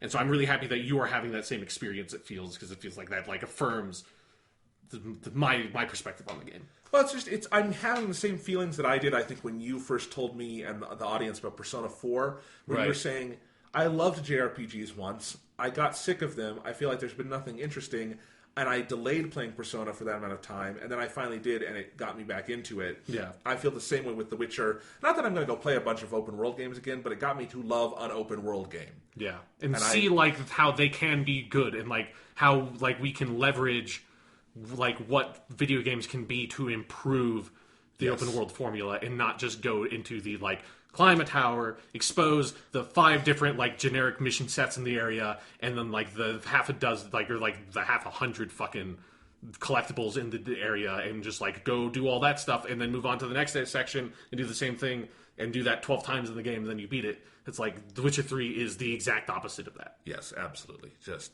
love it to death. And good way to start 2016 with the best game of 2015. Yep.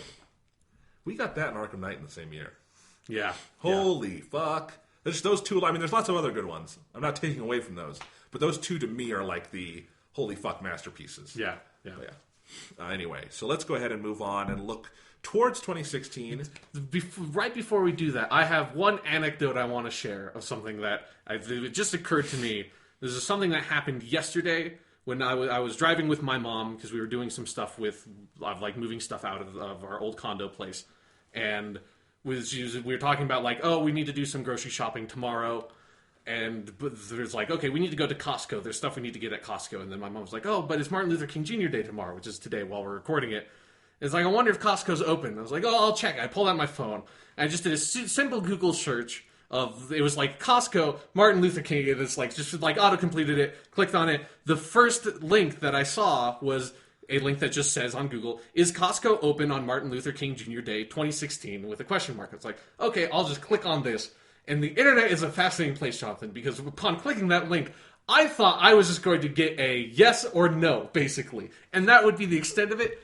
But instead, I got taken to this website called savingadvice.com, where I was presented with this small article written by one Amanda Stewart, and I would like to just read it for us here today on the podcast, because I think this is amazing. So this is Costco open on Martin Luther King Jr. Day 2016? The beginning of the year can be a crazy time. Many people are trying to get organized, stay on top of their resolutions, and then remember all the federal holidays. Federal holidays are important to remember because usually the banks, post offices, and stock markets close on these days. Some stores also close. Martin Luther King Jr. Day, the second federal holiday of the year, is on Monday, January 18th. Post offices, the stock market, and most banks will be closed on Monday. However, it has many people wondering whether their favorite stores will be open. Costco, a wholesale retailer, is a favorite shopping spot for many people. With a holiday just around the corner, many people are wondering, is Costco open on Martin Luther King Day? Costco will be open on Martin Luther King Day. Costco closes on a few holidays throughout the year, but Martin Luther King Jr. Day is not one of them. The wholesale retailer will be open regular hours throughout the week of Martin Luther King Jr. Day. Costco closes its doors more than most retailers. Unlike Walmart, Costco closes on Easter, Memorial Day, Independence Day, and other holidays. Here is a list of the Costco holiday schedule that lists it out. If you are ever wondering about a specific store's hours of operation, call and ask about the hours. While Costco is open on Martin Luther King Jr. Day, there are some stores that will be closed. So it is a good idea to check the hours of operation on federal holidays. However, rest assured, Costco will be available for all of your needs on Monday, January 18th. Okay, what's her name? It's Amanda Stewart. Amanda, bless your heart. I feel so bad for you.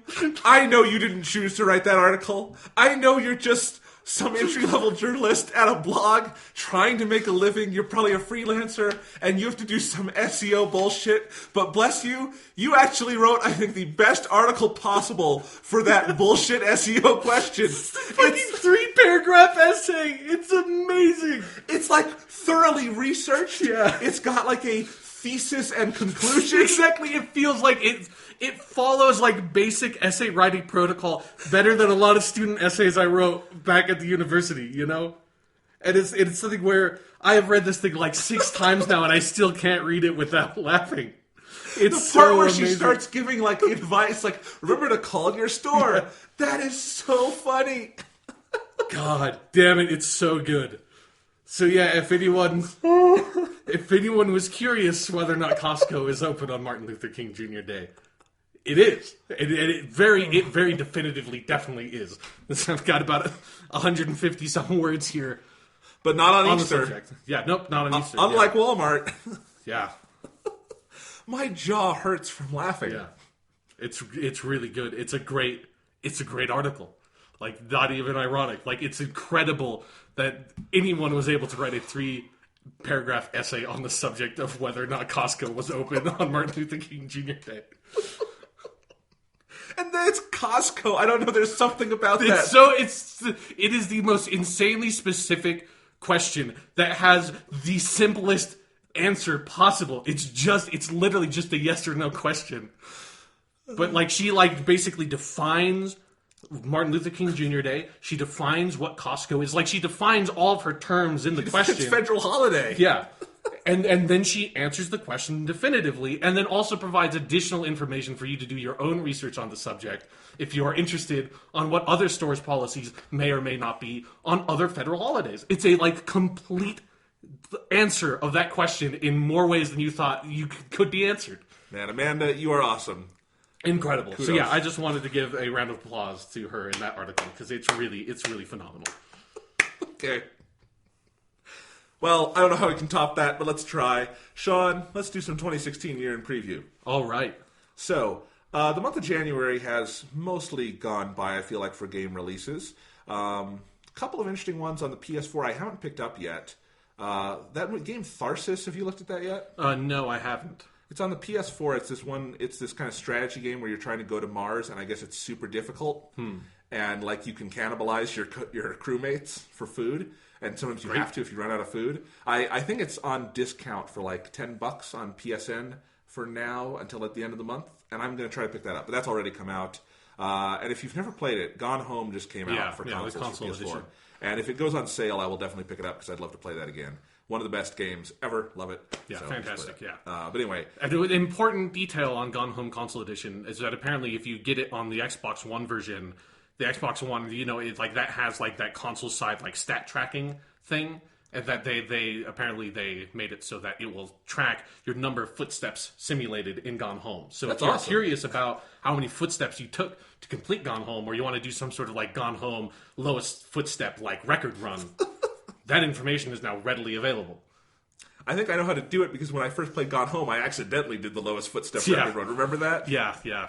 Basically, if you don't know, you can beat the game right away. It's that kind of game. It's kind of like Myst in that way, and I accidentally kind of did that when I first played the game. Anyway, and then the only other game coming out this month, because I have my whole list I've made, which I've made it dated through some things in May, and then a lot of unscheduled ones, which we'll get to at the end. But I've put on games that I think are just interesting to talk about, and then ones I've highlighted in blue that I plan on playing. So that's the difference. I'm not sure if I'm going to play this game, but on January 22nd, we're getting Mario and Luigi Paper Jam. Right. And that one's interesting to me. It's a 3DS game, and it's in the latest in the Mario and Luigi series, which is kind of the follow-up to the Mario RPG stuff. It started with Superstar Saga back in the day on Game Boy Advance. They're really good. I haven't played one in full since Partners in Time, which was number 2.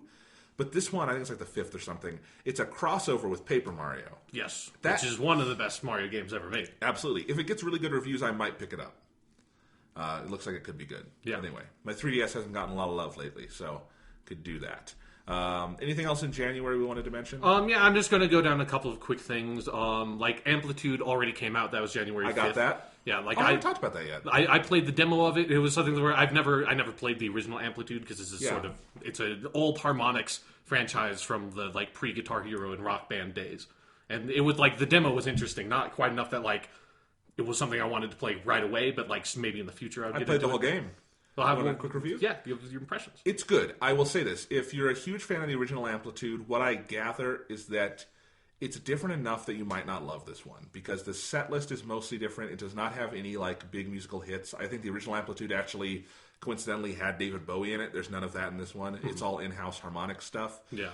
So it's basically electronic music, techno kind of stuff, house music. And I really like that. I think it makes it different as a rhythm game. I think it's fun as a rhythm game. And it fits the aesthetic of the game really well. So I'm playing it. I played the whole thing on the intermediate difficulty level, and I think that was perfect. I cannot for the life of me figure out the higher level difficulty levels. I think they're nigh impossible, but maybe you can have more fun with it. But it's not like it suffers at a lower difficulty level. It's just you kind of chill out with it.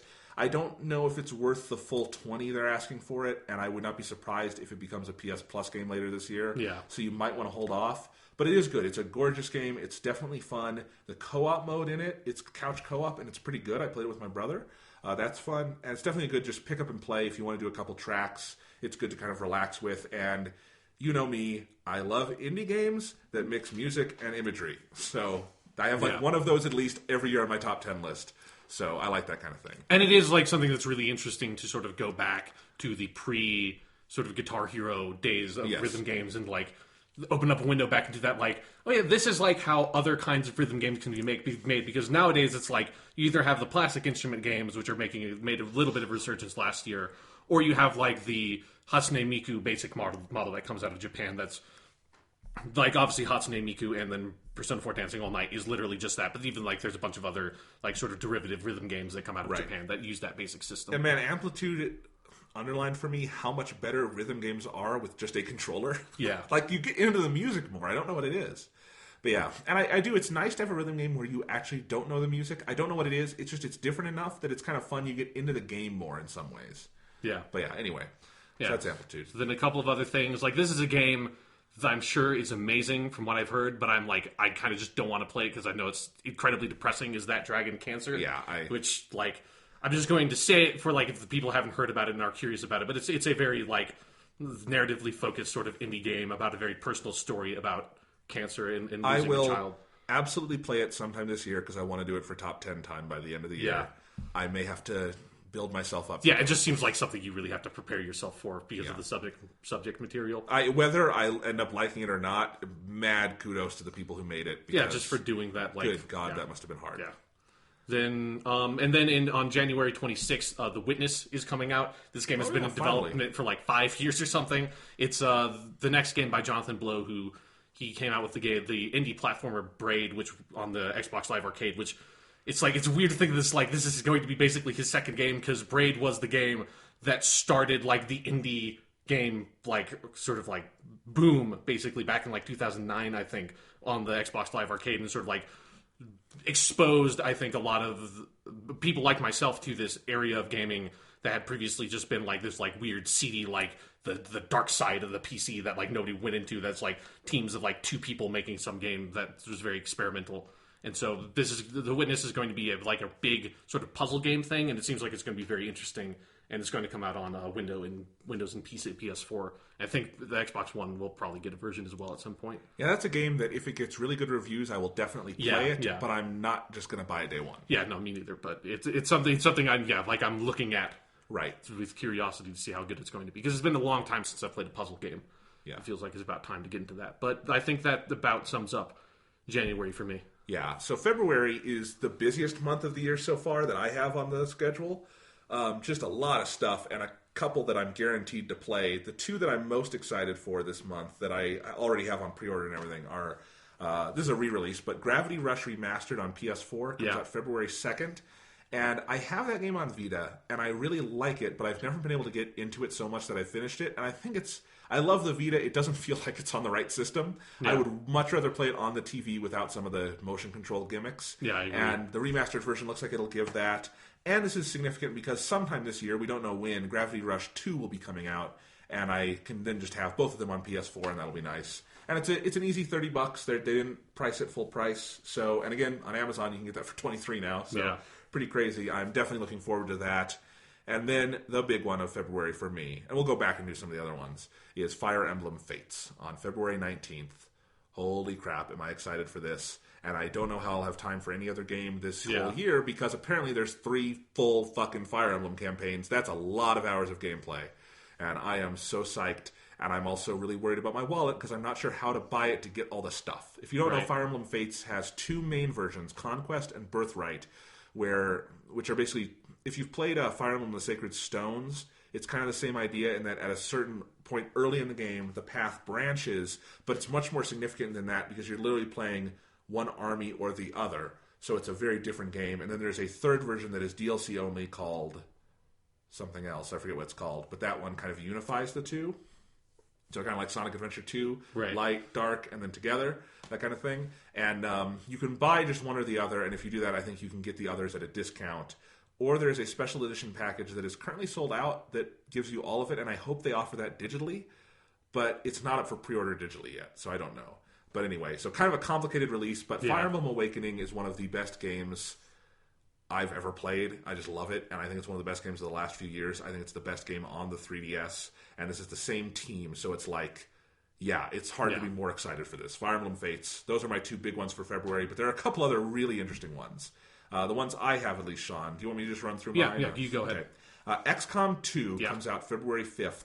I didn't play the first XCOM, but I love this kind of game, so maybe I should jump in on 2, but I know you did, so what's your thoughts? Yeah, so I played XCOM Enemy Unknown, which was the sort of revival of the franchise that came out, and it came out for basically everything, like literally, like it came out on like iOS even at some point. And that game is amazing, like, and it's a lot like Fire Emblem in a lot of ways, because it's when you go into the combat sections of the game, it is that like turn-based tactical, like moving pieces on like tile set kind of thing. And that like the combat was really great, but like the best part about XCOM was how the sort of like tactical strategic combat missions were interlaced with this broader sort of like meta game of managing your resources and your like what you're researching and like who you're hiring and like having to deal with like sending, because you could only send people out on like one mission each time. And so if like South America was being invaded and at the same time the UK was being invaded, you'd have to make a choice, like, well, let's like head over to Brazil and do the mission there because I want to like support this sort of like political faction that is supplying the XCOM organization with money and resources and stuff like that, and like risk maybe like making the United Kingdom side not support me as much because I know like I have enough favor curried with them that they're not going to just like straight up pull out of the project. And there was a lot of like really interesting risk reward things with having to balance all these decisions about like how you're going to move forward and make sure things didn't fall apart on like a global scale even while you're like going out on all these missions. So that was really great. And XCOM 2 is an interesting thing because at least at launch it's only going to be a PC game. They're not doing the console releases yet, and I assume at some point it's probably going to come out on console. So I'm going to have to wait on that for its console release. But the idea of the game sounds really fascinating, that it's basically the aliens have already invaded and won, and so instead of it being you are fighting off an alien invasion force like in the original XCOM, now it's they're here and we are like a resistance force on Earth trying to defeat the aliens. And so it's the same team making it, so I have every faith in this game that it's going to be amazing. And I'm sure it'll at least come to PS4 at some point. Yeah. I would not be surprised. Sounds awesome.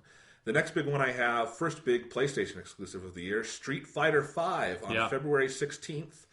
And I am increasingly thinking I probably will have to get this game. It's kind of an inconvenient time, but then again, it's Street Fighter, so I don't have to feel like I have to play 30 hours of it right away. Yeah. But, I've never gotten super into a Street Fighter game, but I don't know. I feel like I kind of want to jump on the bandwagon with this one.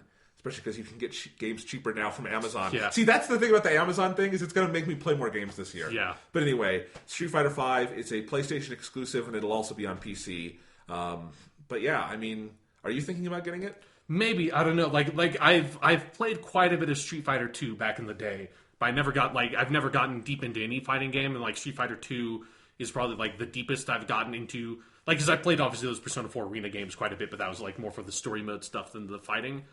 So, like, I might, like, I'm thinking about it. It's, if anything, it's almost like more of like a just fascinating thing that it's this weird third-party exclusive from Capcom for PS4, and it's like the fifth Street Fighter game. That like it looks really cool. It looks really cool, and I'm just kind of thinking I've never really gotten into Street Fighter, but this would be a great moment to do it because you're on the ground floor. It's the new one. They've said it'll be supported in the future. They're not planning on doing like Super Street Fighter V. They just want to keep updating this one. Yeah.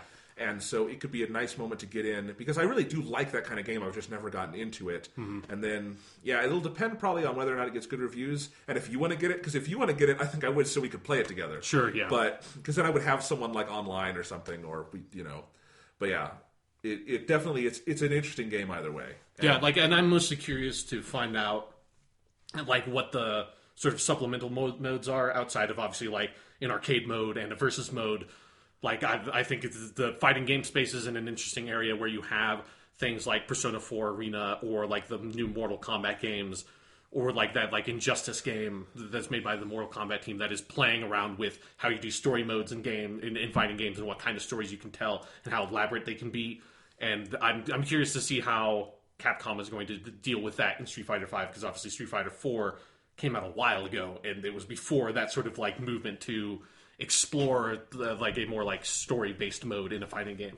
Street Fighter 4, I did not play it extensively. It was the first game I ever had on my 3DS. Right. Because they had a weird 3D port, and it was the only game out on launch day, and I stupidly bought a 3DS on launch day. And, rest is history. Yeah. Including the part where I sold the game because it wasn't good on 3DS. I can't imagine that it was. But yeah, anyway. So that's my big experience with Street Fighter. And then at the end of the month, I'm probably not going to play this game, but I find its whole existence fascinating. Far Cry Primal. Right, yeah. On February 23rd. It's kind of like Far Cry Blood Dragon, which was the follow-up to Far Cry 3, where it used the same engine but did something totally crazy, in that case like an 80s action movie. Yeah. Now in Far Cry Primal, this is a bigger game. It's a standalone release, unlike Blood Dragon, which was kind of at first a DLC and then became a standalone thing, right? Yeah, but like a smaller scale thing. Like I think it was like $20 or something like that. This is a full $60 game, but there's mammoths and it's prehistoric and it's crazy. Yeah, it's something where like I'm really curious about this game. This is a game that is definitely like reviews will make or break whether or not I buy this game, because obviously like I really loved Far Cry 3 and Far Cry 4 because they both won my Game of the Year awards when we gave them out those years. But it feels like Far Cry 4, while it was great, was very similar to Far Cry 3 in like a whole number of different ways. That if like obviously Far Cry Primal will be different just in sort of the setting and not having guns and stuff like that. But at the same time, like I don't know if it's necessarily just like pulling things out of the Far Cry formula will be enough to make me interested to come back again like this soon, because like Far Cry 4 only came out. I guess like we're at the very beginning of 2016, so like basically last year, because it came out near the end of 2014. And so like yeah, I'm curious about it. I feel a little bit burned out on Far Cry, so it's really like if it gets really good reviews and people say that the new setting and and how they use the new setting brings enough new to the Far Cry thing that they've done since 3 to make it interesting again, I will definitely play it. Okay. But if it's not, then I will stay away from it. It's not something that like I will play no matter what.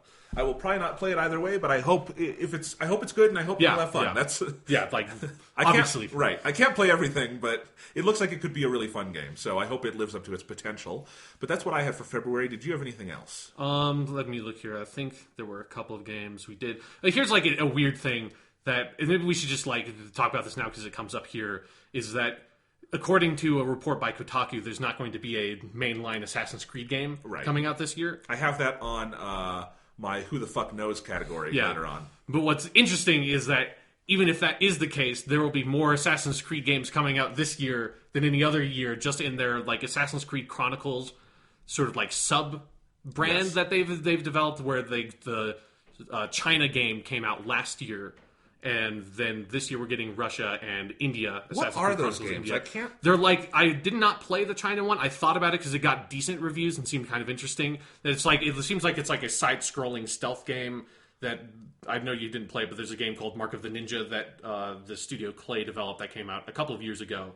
That was basically like that, where it's like you're just a side-scrolling thing and you can like climb on walls, and it's really like that game was really good with the stealth because it was very clear on like vision cones and the sound you were making, and it was like you had a lot of information for how you were approaching things and how you could be detected and to sort of minimize those things. And so that game was a lot of fun, and if these Assassin's Creed Chronicles games are as good as that, they might be worth playing. But in February, the Russia one comes out, which is the last one in the trilogy, because on the same day, on February 9th, that the Russia one comes out, they're also releasing an Assassin's Creed Chronicles trilogy pack. So yes, I've seen that on Amazon, where you can get games for 20% off. Yeah, so that I'm turning into the advertisement skid. Yeah, you maybe want to pull out of that a little bit. So that's interesting, you know. Like we need to talk about Assassin's Creed when it comes up, because it's a fascinating, strange, weird fucking thing. We will. I have it on. I have categories. Don't worry. Yeah, because the chances of them actually like setting a main Assassin's Creed game in like China or India or Russia seem very low. So at least like exploring those settings a little bit, that's fun. Then also on the same day, though, on February 9th, there's another game coming out that I'm very interested in called Firewatch. That seems like it is going to be on PC and PS4. And the basic pitch of it is that I think it's a game, it's not by Fulbright, which are the people that did Gone Home. They're making another game called Tacoma. But Firewatch is sort of in the style of Gone Home in terms of a sort of like very narrative-focused, first-person kind of exploration game. And it seems like Firewatch has a sort of like classic Hollywood thriller element to the story that they've sort of been coy on, not sort of giving stuff away.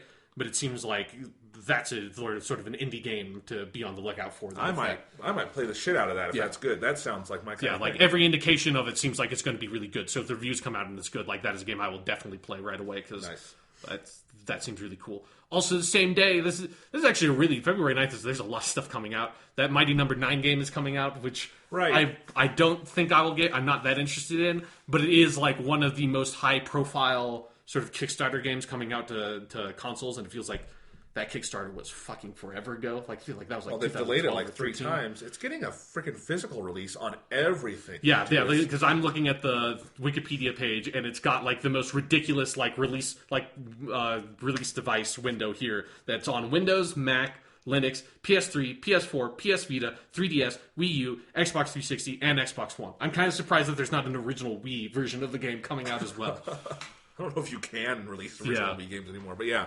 That's fascinating. So Mighty Number 9, that's like another interesting thing. Naruto Shippuden Ultimate Ninja Storm 4. If you want to play a new Naruto game. See, February is a busy fucking month. Yeah, and I actually, I downloaded the demo for Naruto Shippuden Ultimate Ninja Storm 4 because I like Naruto okay. It's fun. It's got a lot of fun characters. I'm not so into Naruto, I will just buy this game the way I just bought Dragon Ball Xenoverse. But I will say, download the demo. That game is fucking gorgeous. It looks really good. It's worth just playing through the demo just to see on that. PS4? Yeah. Okay, cool. And then also on that same day, on February 9th, Unravel is coming out, which is another indie game. That's the game at the EA E3 press conference. They brought out this guy from, I think, Sweden or something, some Eastern European country. And basically it seems like it's a very sort of personal game about where you play as this unraveling yarn character that's sort of like that indie platformer thing with soul and with a little bit of heart. So it's like a sequel to Yoshi's Woolly World?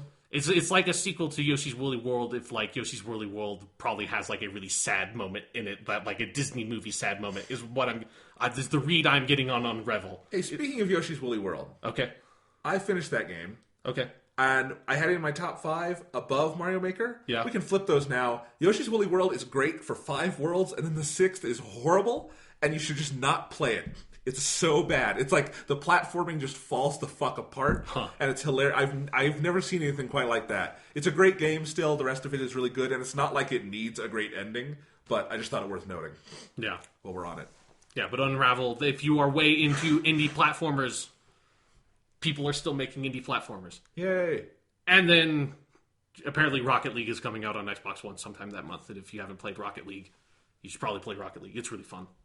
It's a good multiplayer online, sportsy kind of game. That's like a sports game in the sense that it's not a insane football simulator or something like the Madden games. It's hey, you know how sports are a really fun thing to do that's a fundamentally interesting activity for humans to engage in that we have been engaging with for centuries. Yeah. Let's take the basic things about competitive sports that makes it fun to do and the basic rules of soccer and just do it in video games instead of it being this weird abstract top-down perspective where you're running around the field and every character is a little dot and stuff like that. It's just get in there and control because you're playing basically rocket car soccer. Just control the car, hit the ball into the goal, pass it to a teammate.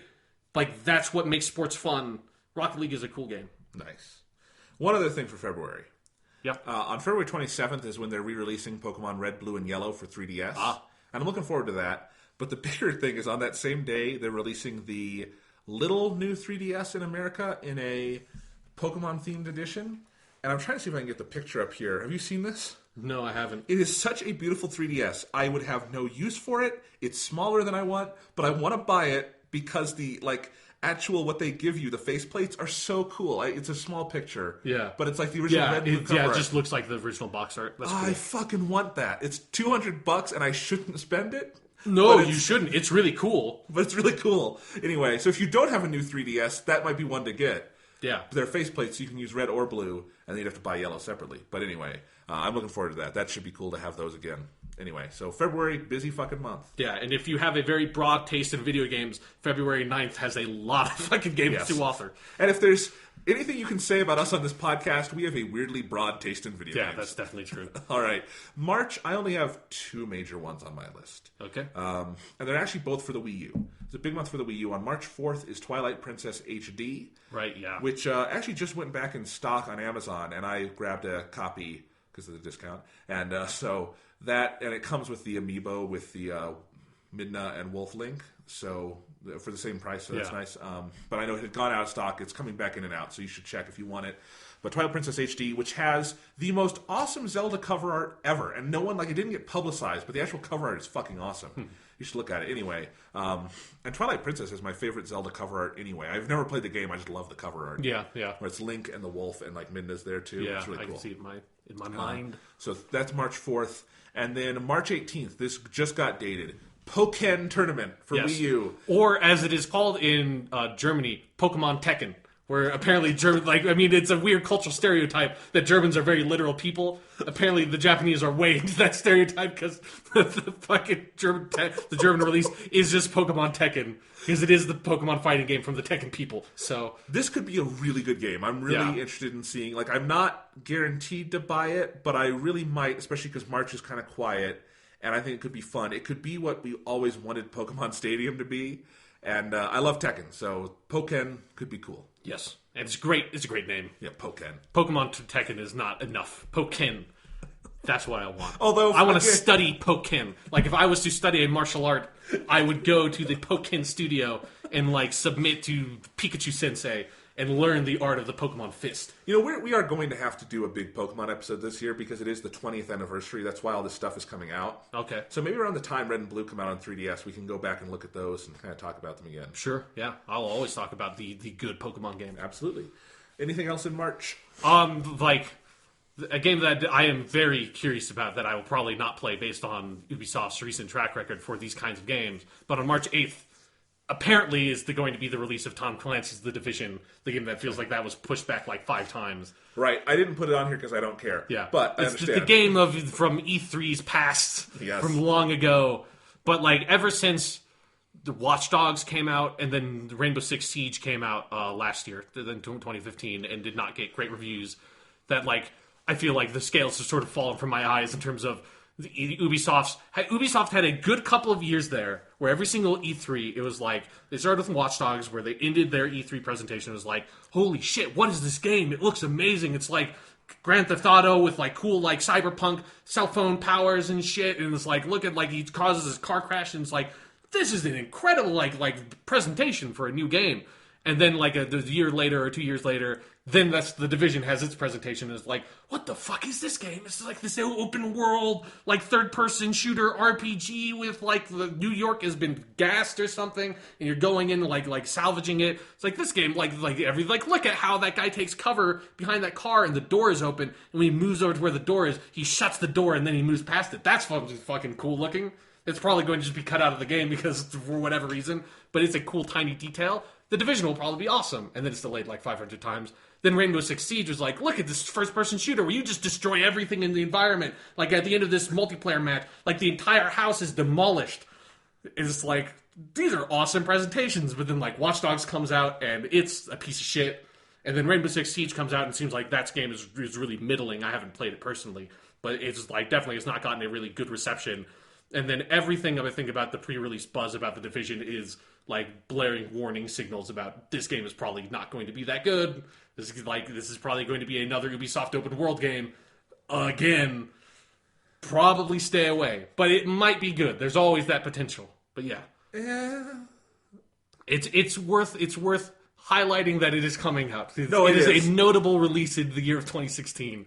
A lot of people will waste a lot of money on it. Yeah. Although, I'm most curious if maybe it won't. Like, I'm curious if the Ubisoft stuff has gotten bad enough and there's enough of a fatigue around it. And, like, the Tom Clancy license, I don't think carries as much sort of sway as nearly as much as it did, like, 5 years ago. So I'm curious that this game might not do that well. Word on the street is that it's weirdly similar to Destiny in some ways, which could be a really good thing or a fucking terrible thing. Yeah, it depends on what parts of Destiny you're similar to. Yeah. Well, it's not a first-person shooter, so it's not going to be similar to it in one very notable way. Yes, all right. So let's talk April, unless there's anything else in March. We can talk about Mario and Sonic at the Rio 2016 Olympic Games. I'm just amazed that those are still coming out. Yeah, that they're still making those Mario and Sonic games. That's happening. The new Hitman game is coming out. That's actually something that I might get. It depending on if it's good, because the Hitman games are games. It's a franchise that I've always wanted to get into. I've always found it really impenetrable. We haven't talked about the weird pre-release stuff with this game. Yeah, where they were going to make you pay $60 and then they wouldn't release they would give you like a chunk of the game at launch, but the rest of it wouldn't come out till later. Then they said, okay, you can pay $60 to start, or you can pay a small chunk, and now it's just going full on episodic. Yeah, and it seems like it might even be almost like free to play or something because they canceled all the PS4 digital pre-orders of the game. Wow.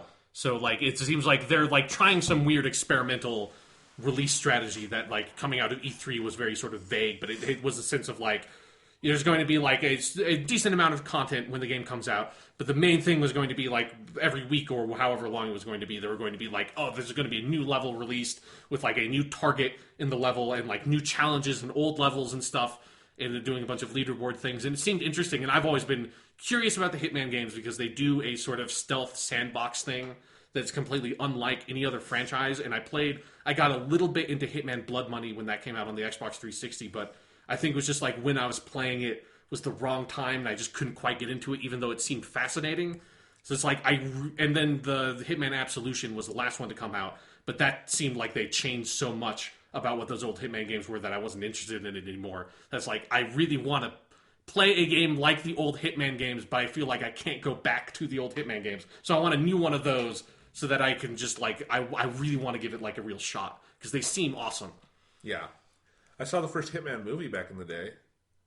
Yeah, There's the sequel. Yeah, like it just is like you have to say the first Hitman movie. That's sad that we live in a world where you have to say the first Hitman movie.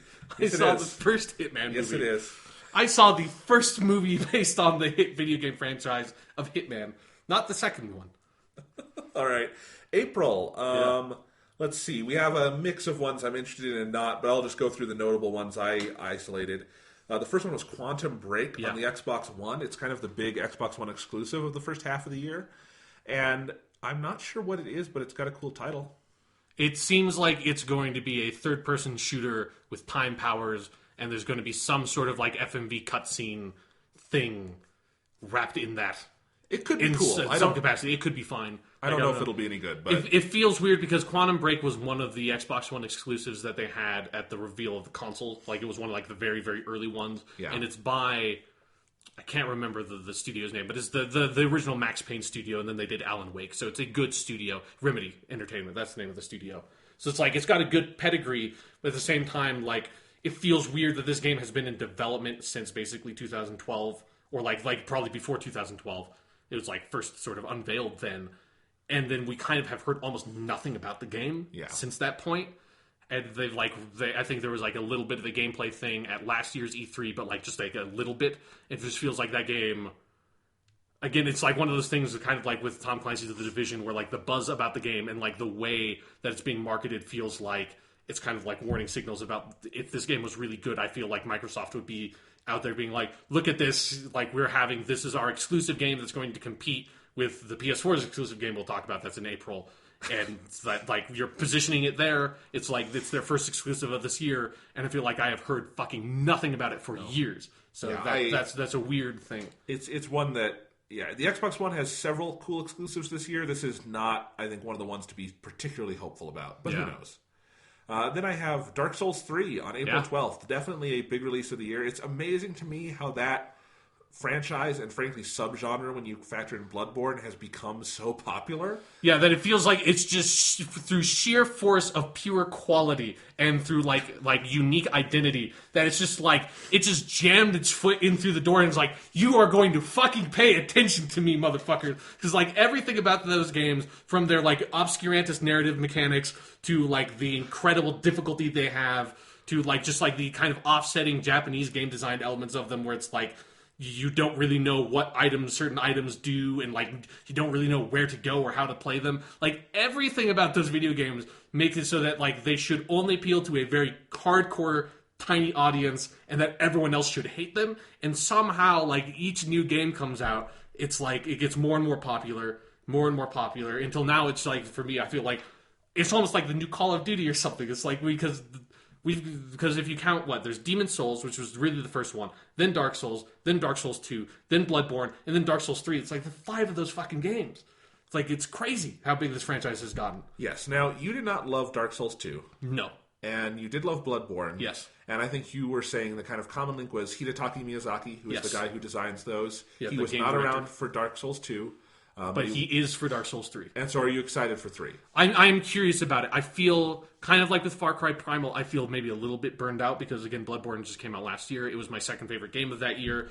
And part of the reason why it was because while it kept most of the stuff I really loved about Dark Souls, which was like all those things that make it like very off-putting to like the first time you approach the series, it also like changed everything else about it. That like it changed the slow pace of the combat. It took away the shield stuff, which everyone relied on to sort of like baby their way through a lot of the combat, because you just like shield everything and then just wait and then like just strike on the opening, and just like threw that away and says like, no, you can't, like you have to be actively involved in the combat, you have to be dodging things, you can't just block them.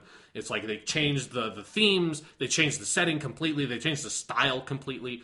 All that was awesome, and I feel like it might be hard for me to go back. I can't tell. Like, I'm definitely curious about it. It's another one that's like the reviews will probably, and like the conversation around the game, actually more than the reviews will dictate whether or not I play it. I do wonder how much Miyazaki going back to this series is going to innovate, or how much it's just going to be kind of the next Dark Souls. You know? Yeah. That it's like, because I'm more interested in not necessarily even Bloodborne 2, but like the next Bloodborne to Bloodborne from Dark Souls. That's like kind of what I'm most curious about. Light Souls.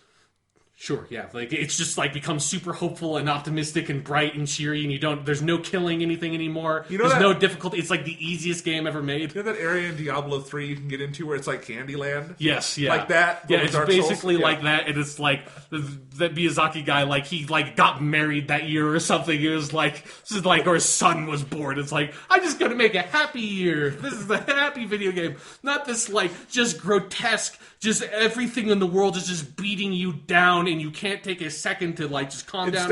Instead of like tearing monsters and shit apart, you're hitting pinatas and getting candy out of them. Yeah, I think that's totally likely.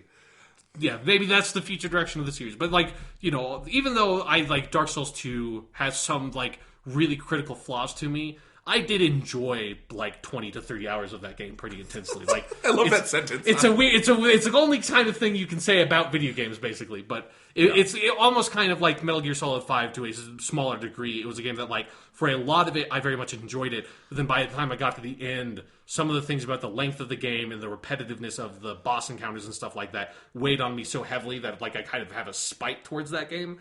But maybe Dark Souls 3 doesn't have those issues. Yeah, but either way, I just love, and I'm not even a fan of these games. They're not for me. But I love that Dark Souls, this whole thing has somehow become a giant tentpole of the year in gaming. Yeah. It's crazy. Like, it does seem like there's almost more excitement around it than a Call of Duty. It's not going to sell more, but there's more, like, enthusiasm. Yeah, that it's like, the people who care about that series really care about that series so much that, like, I'm still surprised, like, because I don't even think of myself as a fan of that franchise, because, like, it took me so long to go to it, because I basically played Dark Souls 1 like a month or two before Dark Souls 2 came out. I definitely did not play that when it came out.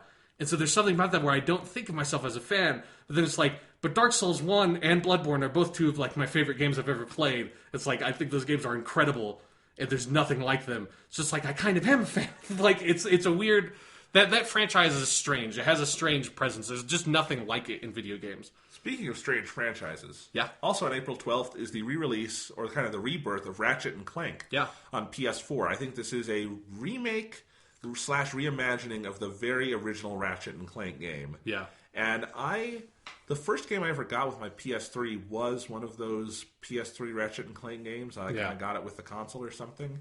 And I liked it. And if this turns out to be good, like review-wise, I might pick it up. But I don't know. I never really got into the Ratchet and Clank games. I mean, I've played a little bit of some of the PS2 ones, but I've never really gotten into them at all. That's something where... It feels like they're testing the waters, and if this does well, maybe they'll bring the series back proper. Yeah, because it does feel like something that is sort of from a bygone era, because we're so far away from that, like, mascot. I mean, because even by the time that came out, that was like the third resurgence of the mascot character style of making games. It's like you had Mario, you had Sonic, then you had like Crash, and then you had like Sly and Ratchet and Clank and stuff, like sort of vying for that same position of being this like very marketable mascot character.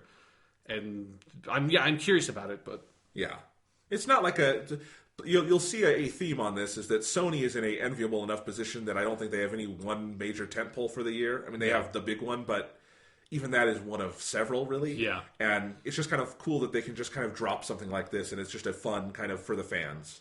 Yeah, because it is cool. Like, if you are a fan of those games and of that genre, of that sort of like 3D action platformer, like people just don't make those games anymore. So I'm sure if you are a big fan of those games, you're probably really happy that they're making more of them. That genre is sort of getting a resurgence these days. And I totally can be. I wouldn't say like I'm a diehard. I always want to play that kind of game, but when it's good, I really do like that. So if this is really good, I'd check it out. Yeah. On April 22nd, we have a game that, in terms of my curiosity about the quality of a game, I don't know if there's anything I am more curious about this year than Star Fox Zero on the Wii U. I am 100% with you on that. Everything about that statement. Especially because of, again, like the discounts I get on games now on Amazon. I think I will have to buy this regardless of reviews just to check it out. I'm even have to just like bring it over to your place so we can talk about it for the podcast. Yeah. Because this is one of the first games in a while directed by Shigeru Miyamoto. Mm-hmm. He fucking sat down and made this goddamn game. I mean, not on his own, but he made it. Yeah. And it is this kind of fascinating attempt to figure out a interesting use for dual screens with the Wii U, kind of like on the DS, where I think most Wii U games with the gamepad, the focus hasn't been on using them both at once, but how they augment each other.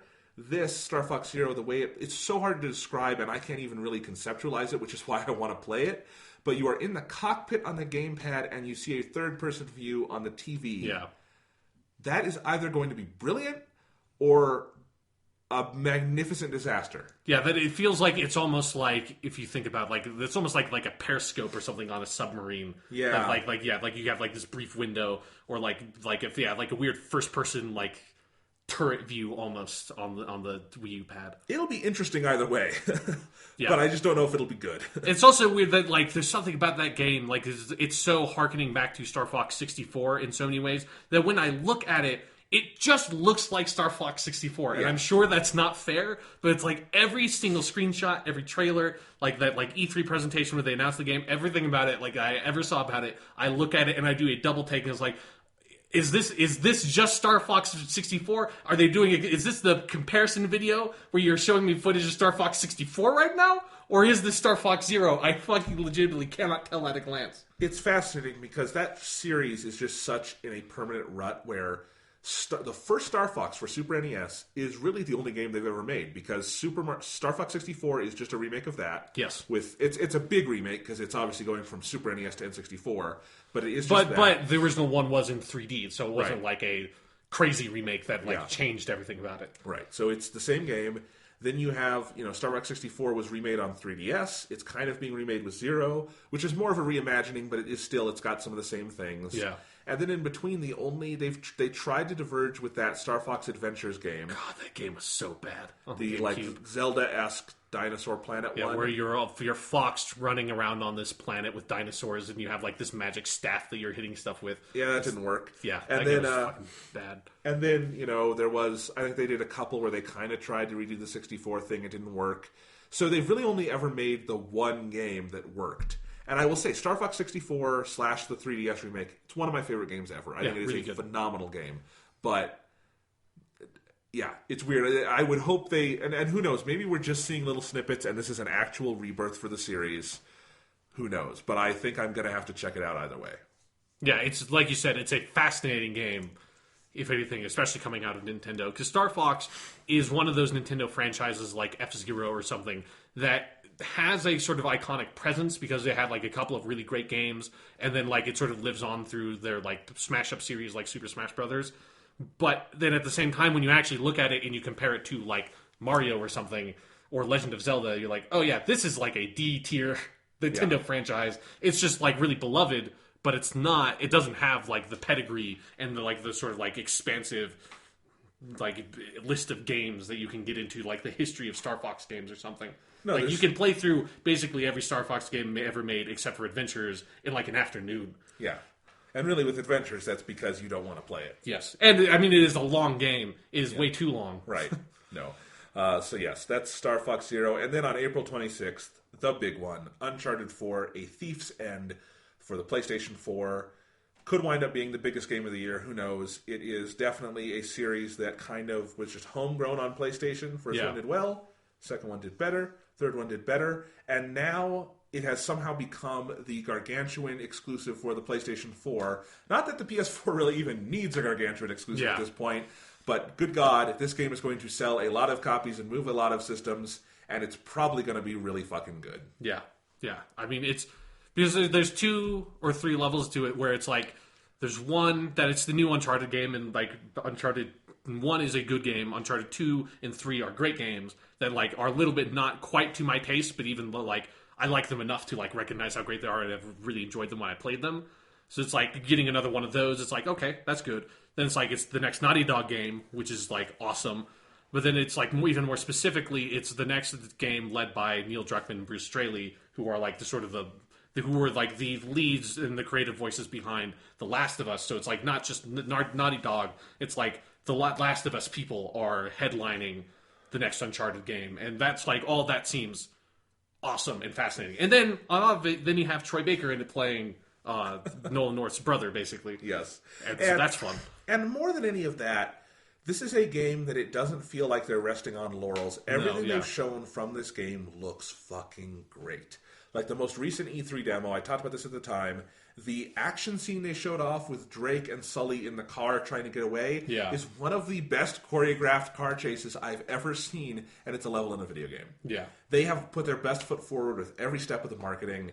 It seems like a very confident game, and frankly, it's going to be disappointing if it's not the best Uncharted game. Yeah, definitely. You know? And I think it's going to be good either way. But yes, this is one that we're both guaranteed to play. It's one of those where I cannot imagine this game being bad. Like, it might not be the most amazing game ever, but if this was a bad game, I would be fucking like amazed if somehow this was a bad game. Yeah, I'm really excited for Uncharted 4. Absolutely. So that's April for me. Was there anything I missed? I don't see anything here unless you want to talk about Total War Warhammer. Nope. And how they missed a big trick, not just calling it Total Warhammer. That's disappointing. Yeah. All right, May, I only had one, which was Mirror's Edge Catalyst on May 24th, which I really hope this game is good. I never played the original Mirror's Edge, but it feels like this is both sequel and remake, and that they want to make like the Mirror's Edge game they didn't quite pull off the first time, and I think it could be really cool. So that's a big multi-platform game. Could be interesting. Yeah, and I think I never played the original Mirror's Edge either, but it is one of those like little EA games that came out around the same time as Dead Space that felt like, hey, EA, this really big publisher, is trying to like do something new and like create different kinds of games that are not necessarily the most popular games out before. Or like Mirror's Edge, there was really nothing had ever been made like that before. So it's really cool that they're getting another shot at it. Like I'll probably check it out, depending on how the reviews are. Anything else in May? Another game coming out in May that I just kind of want to talk about because I have the hardest time remembering about this game is Battleborn, the next game that's going to be by Gearbox, that it is a multiplayer shooter that takes MOBA, like Dota 2 kind of elements of it and incorporates it. The only reason why I kind of want to talk about it is that I have this insane mental block where it is impossible for me, unless I'm just like looking at it here, to remember that Battleborn is that game made by Gearbox, and that Blizzard is making a game that seems almost identical to it called Overwatch. And I cannot keep those two games straight in my fucking head. It's one of those just like weird things where it feels like these two different studios completely independently read these like similar market trends and just came to the exact same conclusion at the exact same time and are both making the exact same fucking video game. I don't know if I've even heard of but what is it? Battleborn. Okay, I've heard of it. It's also like Battleborn and Overwatch are both like the two most generic fucking titles you can I'm looking forward to Overwatch just because I will always give Blizzard a chance. Yeah. Gearbox definitely does not quite have the pedigree. Yeah, the pedigree and the faith in them that I have in Blizzard for sure. We'll get to Overwatch in a little bit. Then in June, I only have one game, and it's not actually dated yet, so who knows if it'll actually come out in June, but we have to talk about it. It's No Man's Sky for the PlayStation 4. It'll also come out on PC, but this is another one of the big PS4 exclusives of the year, the big indie game of the year. If you haven't heard about it, it's this big conceptual game where apparently you can fly in kind of an infinitely generated world, do your spaceship stuff, and if they pull it off, this is going to be an amazing game, and even if they don't deliver 100%, I think it's going to be really fascinating. Yeah, I mean, it's a tremendously ambitious game because it's not even by a particularly large team. Because it's not even like it's a small team like by the standards of the history of video games, not by like today where you've got like Ubisoft teams that are thousands of people. This is like a dozen something, I think, of the core team of guys and gals working on No Man's Sky. It's something where Yeah, I have no idea how good the game will actually be, but it sure like talks a hell of a game, and the ambition behind it is so fascinating that it will at least be like an incredibly interesting game, no matter how it turns out. Like, because it seems like it's going to be one of those games where I'm guessing if you can get really into it, you'll be really into it, but it might be sort of hard to sort of get to that level. Because it seems like the kind of game that you're going to have to sort of like make the fun for yourself, like decide what you want to do and set like goals for yourself instead of being sort of like guided by some sort of story or something like that. It just seems like a very self-directed game. And I do really like this kind of indie game. Yeah. So I feel like it could be right up my alley and maybe in that same Proteus vein, but on a much bigger level. So I am looking forward to it, and definitely one of the big question marks of this year is what impact will No Man's Sky have, I feel like. Yeah, because it's definitely like this game has been around the E3 circuit for a while and like has made a really big splash basically every time it's been brought out. I mean, fuck, this game was even showed off on Colbert at one point. Yes. Like early, like right when Colbert came on. Then they had the guy, Sean, who works for that company, who's like basically their front man, who's on all those conferences, and he was on fucking Colbert showing this game off. So yeah, crazy. It's got an interest in the public eye because the idea behind this like fully explorable galaxy that's generated by their algorithms that you can just explore and discover things on your own that like nobody else playing that game will ever find. That idea and that pitch is so powerful that it definitely like has an impact in a broader market that could make that game really appealing to people who don't play a lot of video games. Absolutely. So, and then the last game I have in this section, which is dated, is on August 23rd, and that's Deus Ex Mankind Divided. Yeah. If I remember correctly, the last Deus Ex game was Human Revolution. People really liked it, right? Yes, people really liked it because that was a franchise that, like, because I've never been able to get into the Deus Ex games. I tried the original one, which that's an old first-person shooter that came out like 99, 2000, somewhere around there. And then I tried Human Revolution because that was on PS Plus on the PS3 back when we had the PS3 at the condo. And neither of those games, like, they both seemed really good, but I couldn't quite get into them. But like the Deus Ex fan base is pretty rabid because that first game was really sort of revolutionary in terms of it was one of the very early games that allowed a huge number of possibilities in terms of how you approach the environment and the situations, and you could go completely non-lethal or just shoot everything you run into, and both of those were valid pathways through the game. And then also it has like a really cool cyberpunk setting that attracts a certain kind of person no matter what. Then I think it's the sequel to Deus Ex is apparently really terrible and everyone hates it. And so like that basically seems like killed that franchise, that like burgeoning franchise for a long time until Human Revolution came out and people seem to really, really love that game. And like I couldn't quite get into it because like weirdly enough, my problem with Deus Ex Human Revolution was almost in the fact that you could play the game however you wanted. And it was like, since you can go through the game entirely non-lethally, like, I just kind of felt compelled to do that, because it's like, well, if you're, like, legitimately going to give me this option and I can just take, like, tranq guns and all this stuff, like, no, I don't want to have to go kill people. Like, I'll just do this non-lethally. And as soon as I decided that, it was like, but playing this game non-lethally is not actually that much fun. But now that I've decided to do it non-lethally, as soon as I started shooting people, I felt really bad. And so I just turned the game off. It's like, I can't do this. Like, you need to like set it up so that I can feel okay about shooting these people, but I don't. Like, these guys are just like security guards hired by this company. I'm not going to shoot this dude in the face with a gun. Like, but I also am not having fun tranking people and sneaking by them. So I sort of put that game away. Yeah. So we'll see how this one does. I would be shocked if it actually keeps that exact date this far out. But yeah. It's kind of funny to see a game dated that far out, but in any case, that's coming out. So let's move on to the next category, which is unscheduled games, of which there are countless. Yes. I have them alphabetical. We'll see how many we get through. If nothing else, the second half of this year is going to be fucking madness. So let's just say that. This could be like the busiest year for games ever. Fucking crazy. So I've got these alphabetically. Bravely Second, End Layer. Such a great title. Yeah. Such a great title.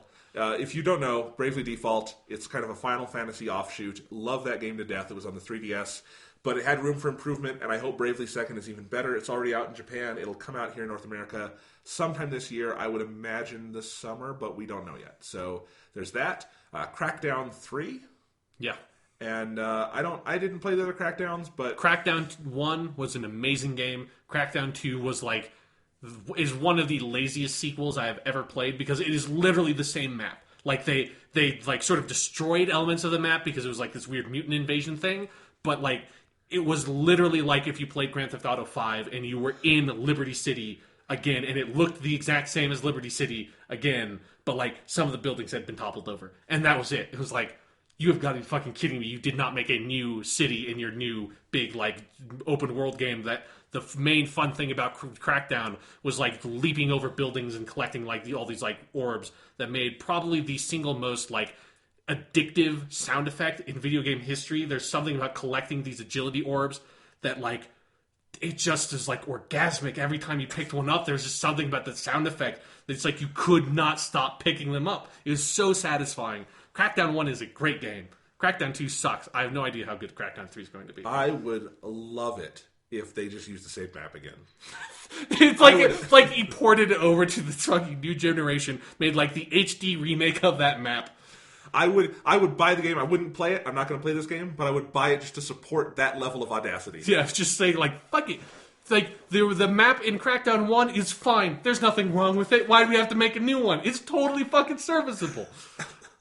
All right. Another fascinating indie title this year is Cuphead. Right, yeah. This is one where it basically, if nothing else, this is one of the technical achievements of the year, or will be, it looks like, where it looks like an old like Fleischer Brothers cartoon or something. Yeah, or like early Disney. Yeah. And man, I hope it's, I can't wait to play it. It sounds like it's mostly boss battles and not actually like going through levels and platforming, so we'll see how that works. Makes sense considering the amount of like unique art that they would have to really painstakingly make. That like it was sort of really disappointing coming out of that E3, that like realizing, oh, that's what the game is, because your imagination looking at that game is like playing through one of those levels like it was a platformer or something that like but you know, the art style seems really strong.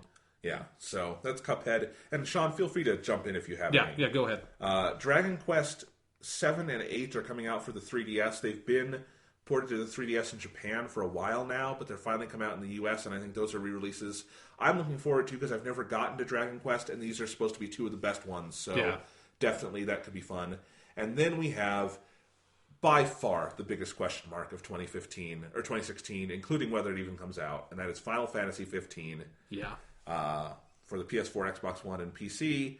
And yeah, this is, I feel like, make it or break it time for Final Fantasy, because unless you're playing their MMOs, which are great, Final Fantasy has had an up and down time where I don't think any of their games have been wastes. I don't think they've been bad. I think they've been up and down. And let's not be crazy. Let's talk about Final Fantasy 8 and 10. Those games fucking suck. Okay.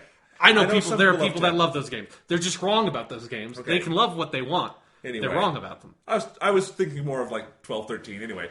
But yeah, so 15, it's tough to know. There was the demo. The demo seemed kind of inconclusive for people. Yeah, where it looked like it had a lot of promising aspects.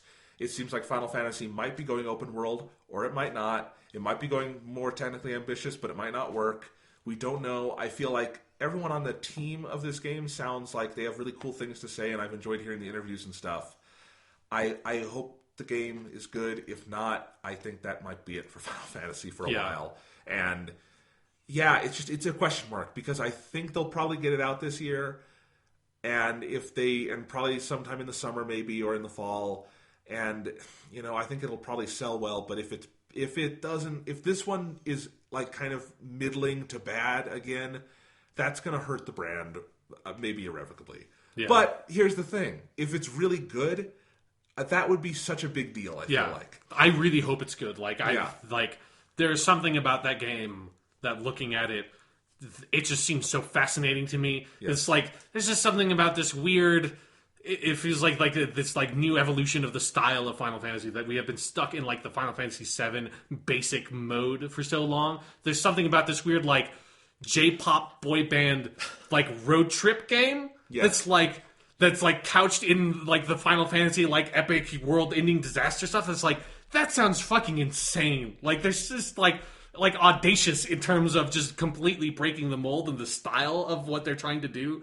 That I'm kind of way into that idea. Like, who knows how it's actually going to play out? It's one of those games that I will 100% play just because I'm fascinated. Yeah. Like, even if it gets bad reviews, I'm not going to cancel my pre-order. I'm going to play that game.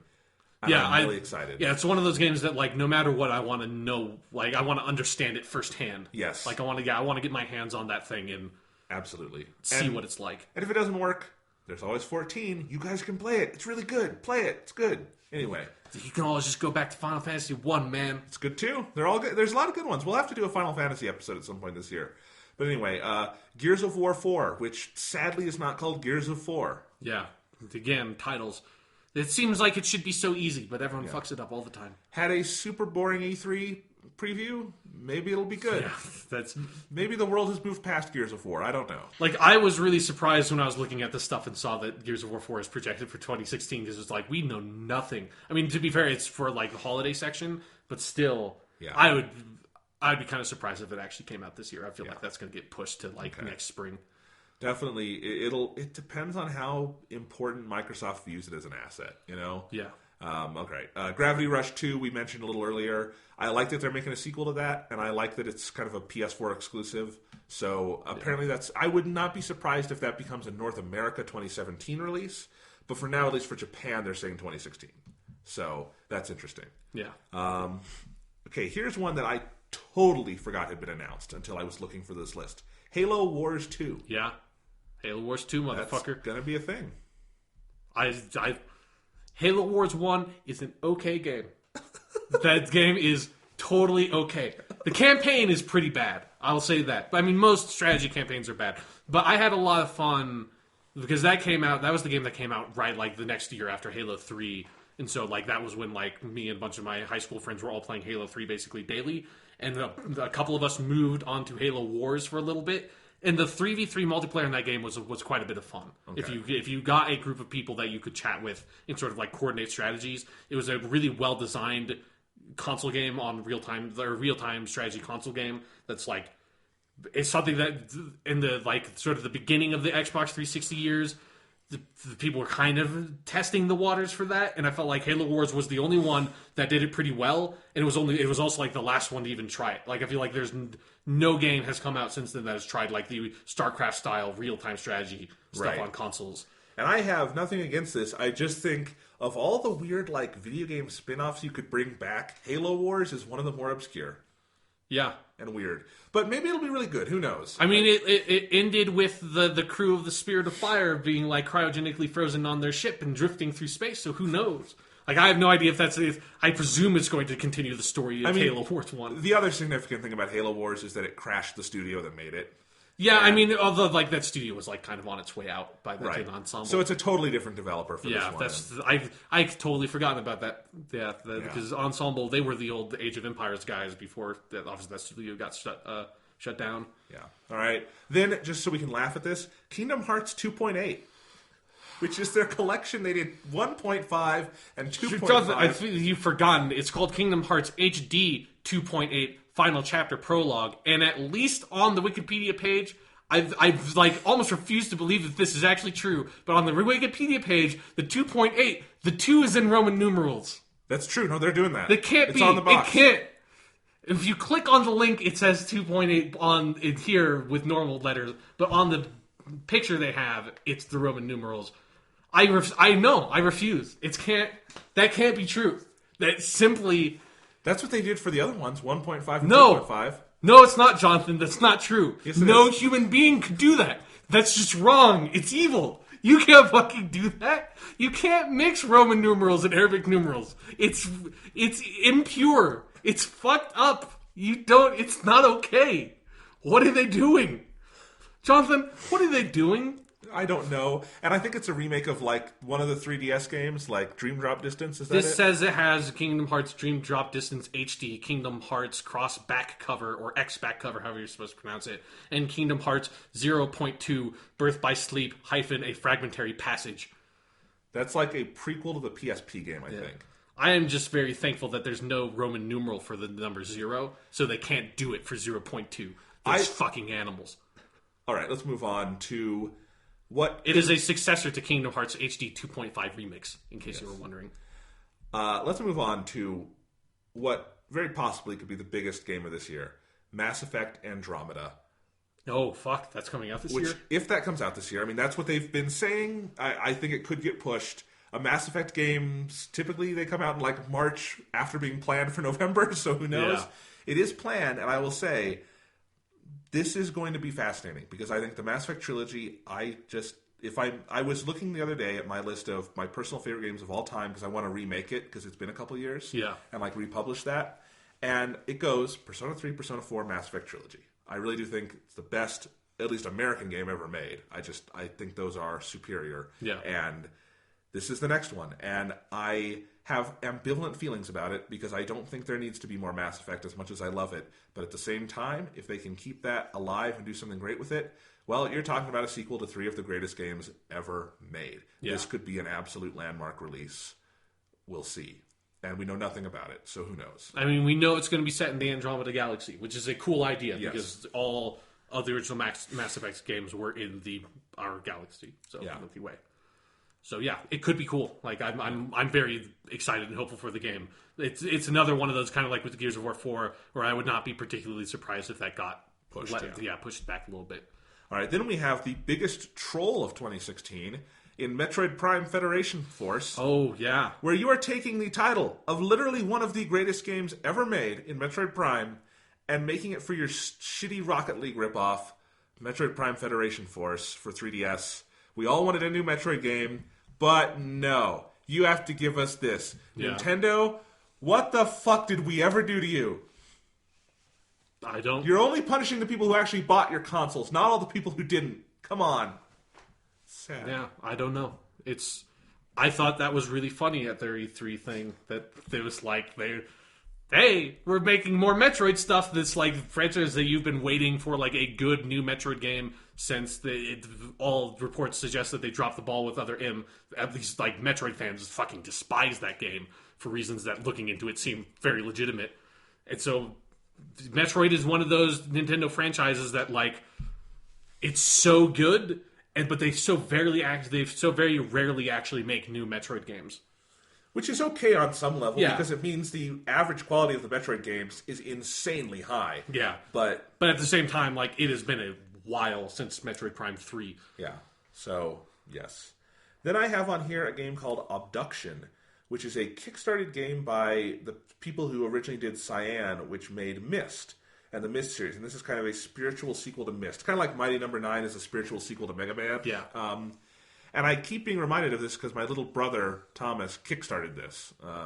So he's going to get that game. But I'm definitely curious. I think that would be kind of cool to see what the Myst people could do with a Myst-esque game in this day and age. So I'm curious about that game. Myst holds a special place in my heart for reasons that don't really have to do anything with the game. So we'll see if I actually like Abduction when it comes out. But yeah, there you go. Cool.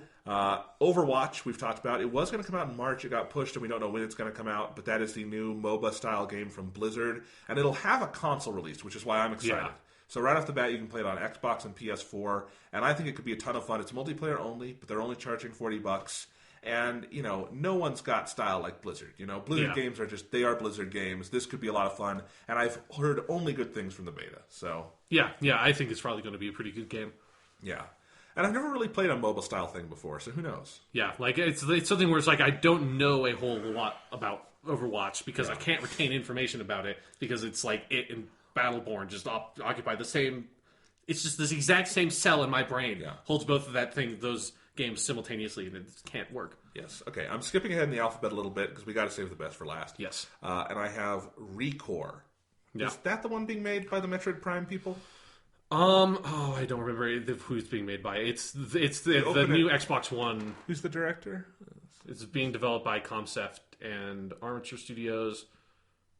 I don't. Keiji Inafune, So it's some people who have worked on the Metroid Prime stuff. Keiji Inafune was like a classic Capcom dude. He's developed like. Well, the director's name is specifically what I was looking at because yeah, it's Mark something, right? Mark Pacini. Yeah, I think he directed the 3 Metroid Prime games. So that's he did, yeah. And that studio, Armature, they broke off from Nintendo, from Retro, basically, after Metroid Prime 3, but the only major release they've had is Arkham Origins Blackgate. Yeah. So they haven't had a lot of work, but Recore is like their first big statement as a company. It's an Xbox One exclusive. I think this could be really cool. We haven't seen a lot from it. Yeah, there was that one CG trailer at this year's E3. But I'm excited. I mean, again, you're talking about these guys made one of the greatest games ever, one of the greatest game series ever. They get at least interest, They've earned that. So ReCore could be cool. And it's something where it's like, that feels like an exciting Xbox One exclusive. Yeah. Whereas some of the other ones this year feel a little half-baked. This one looks like it could be cool. And then we have The Last Guardian, apparently finally coming out. I won't believe it until the disc is in my hand. But that is the game that was infamously announced alongside the PS3. Yeah. Waited the entire lifespan of the PS3, never came out. Waited several years from the PS4, and then was miraculously re-unveiled at E3 last year. And, basically what has come out is that it was finished in development years ago. It did not run right on the PS3 because the PS3 just wouldn't work on it. And basically, the people who made that game have since moved on, and basically Sony helped them, had a team of developers basically tear it apart and rebuild it for the PS4, which is very easy to develop for. Yeah. And now we're finally getting it. And this is the same team that made Ico and Shadow of the Colossus. So, could be a classic. Who knows? It could be a mess. But it is definitely going to be one of the big question marks and fascinating points of 2016. Yeah, without a doubt. So, and then Sean. Well, that's what I'm going to go through this really quick and Okay. to pick out a couple of games that you didn't mention. So Doom, the new Doom game is coming out.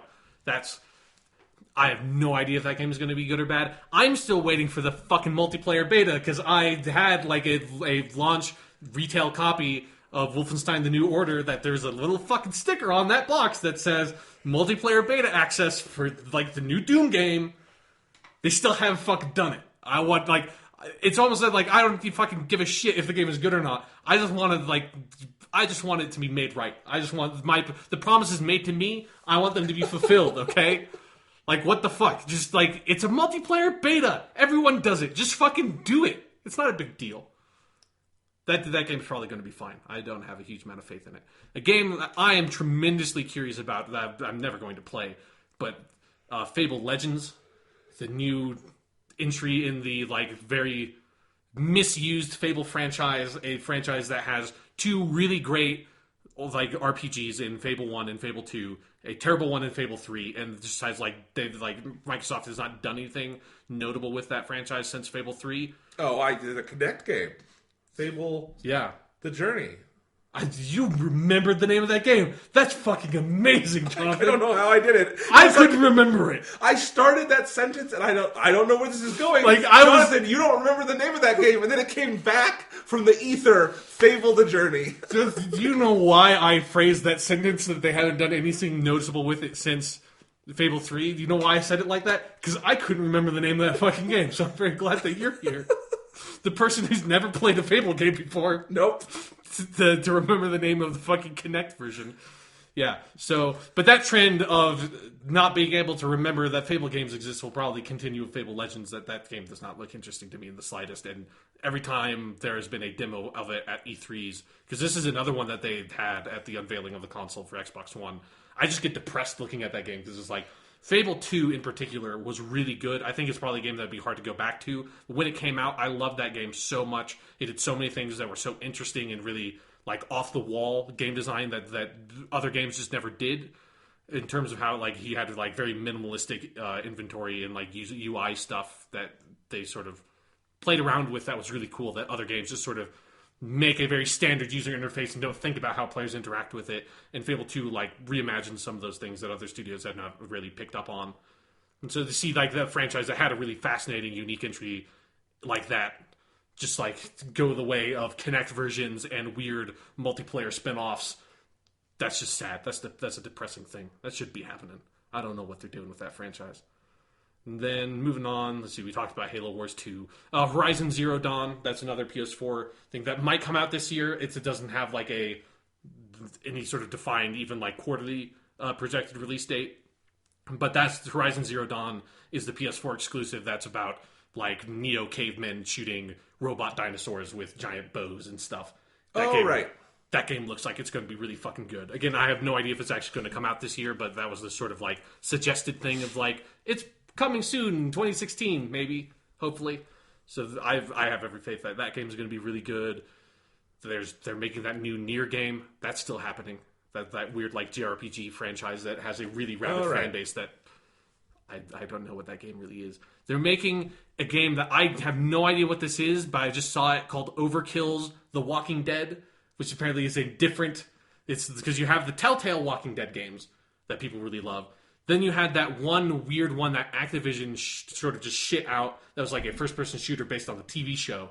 This appears to be a third completely different game based on the Walking Dead franchise made by the people who made that Payday game. That's like that heist multiplayer game. I've never heard of this. I have no idea what it is. It's probably going to be terrible. I just saw it and was like, that's really weird that they're making another Walking Dead game. But that's happening. Then, let's see, I think there was a couple of other things. Oh, Rise of the Tomb Raider is coming out for PC, I think, in February, and then PS4 sometime in quarter 4, so in the holiday season. Maybe someone will finally buy and play it. Yeah, like, I definitely will. That was one of my games I should really get around to playing thing, so I want to do that. Sea of Thieves is the new Rare game that Microsoft is publishing for Xbox One that I have. Again, it's just one of these, like, a bunch of these are just games that were sort of briefly shown at the last E3 and have never been talked about since. The Sea of Thieves is probably going to be interesting. Like, I have no idea what that game is, but hey, Rare is making video games again. Apparently they're making another Sonic Boom game, Sonic Boom Fire and Ice, and I get to look at that and just be sad again because somehow, like they made the original Sonic the Hedgehog games are amazing, and then you get into the adventure games and they're like, okay, but uneven, and then you get past that and it's like, you just get this raw fucking just unfiltered bullshit, just shitty ass fucking Sonic games, and then this shining golden moment of just like nirvana that was Sonic Generations, like this incredible thing. You have no idea how that game was made because it feels like it came out of nowhere. It's an incredible Sonic game. And then they just start making these Sonic Boom games, and they're making another one. Even though the Sonic Boom game that came out last year was like one of the most like poorly reviewed games that came out that entire fucking year. Just what are you doing with Sonic the Hedgehog? Why? It speaks to how good the original Sonic games are that this is not one of the most reviled franchises of all time. Yeah, like it's so hard to keep hope. It's so hard to like hold on to that. It's so hard to just be like, to say that I am a fan of Sonic the Hedgehog in any capacity because it's been so long. It's like you just had Sonic Generations was so fucking good. I don't understand how they just it never occurred to them to build off of that sort of foundation and make a new game. And that was a long time ago now. That was like 2011. Yeah, that was a long fucking time ago. That was when we were freshmen. Yes. Was when that game came out. God, we fucking graduated. We've like went through our entire college careers without another good Sonic game. Another good Sonic game. That's so depressing. Then, okay, moving on from that, the Tacoma game. That's the next game from Fulbright, the people who made Gone Home. That's coming out this year. That's I'm sure that's going to be great. Apparently, Wikipedia claims that the Legend of Zelda. I've got that. Okay, you got okay. We'll talk about that. And I think that about sums up the other things I was looking at. All right. And the final, unscheduled, we have to talk about... Yeah. Persona 5. Motherfucking Persona 5. Yep. I will just say, let's think about this. Look at the number of potentially all-time great games that are coming out this year. Mm-hmm. If you just think about like Fire Emblem Fates, and Uncharted 4, and No Man's Sky, and Final Fantasy 15, and Mass Effect Andromeda, and then Persona 5 as like the top of the pyramid. Yeah. Man, I mean, we have talked about it many times before, but, oh man, Persona 5. Have you ever been more excited for anything? Jonathan, every single trailer for the Persona 5 has been better than most games I've ever played. Yes. It's like, and like, especially that one, the first one that had the new theme song on it, like that trailer is so amazing. Like, holy shit. I mean, we have said this before. There is a very real possibility, and we could not say this in most years, that we could come out of 2016, both of us, with a new favorite game ever. Yeah.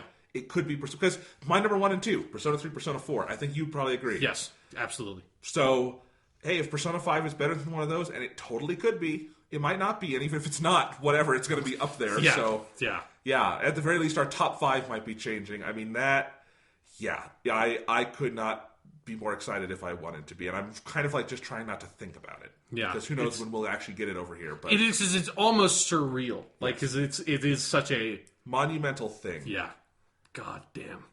Because we didn't experience 3 and 4 when they came out. Yeah, no. But 5 we are, and it feels like we've been on the hype train for a while. Because you've been playing the arena games, I played Persona Q, we both played Dancing All Night. I've been dancing ever since. We've been watching the anime, we've been following the movies, and now we have a new Persona game. And if you don't follow Persona, it's a big deal because this isn't just another spin-off of 3 or 4. This is an actual numbered entry, which means like it's new characters, new setting, new themes, new story. Yeah, it's a totally different world. It's almost like it's no new sub-franchise. Yeah. So, yeah, and made by the same people who did 3 and 4. Yeah, god damn. I mean, it's like, because those Persona 3 and 4 are so good.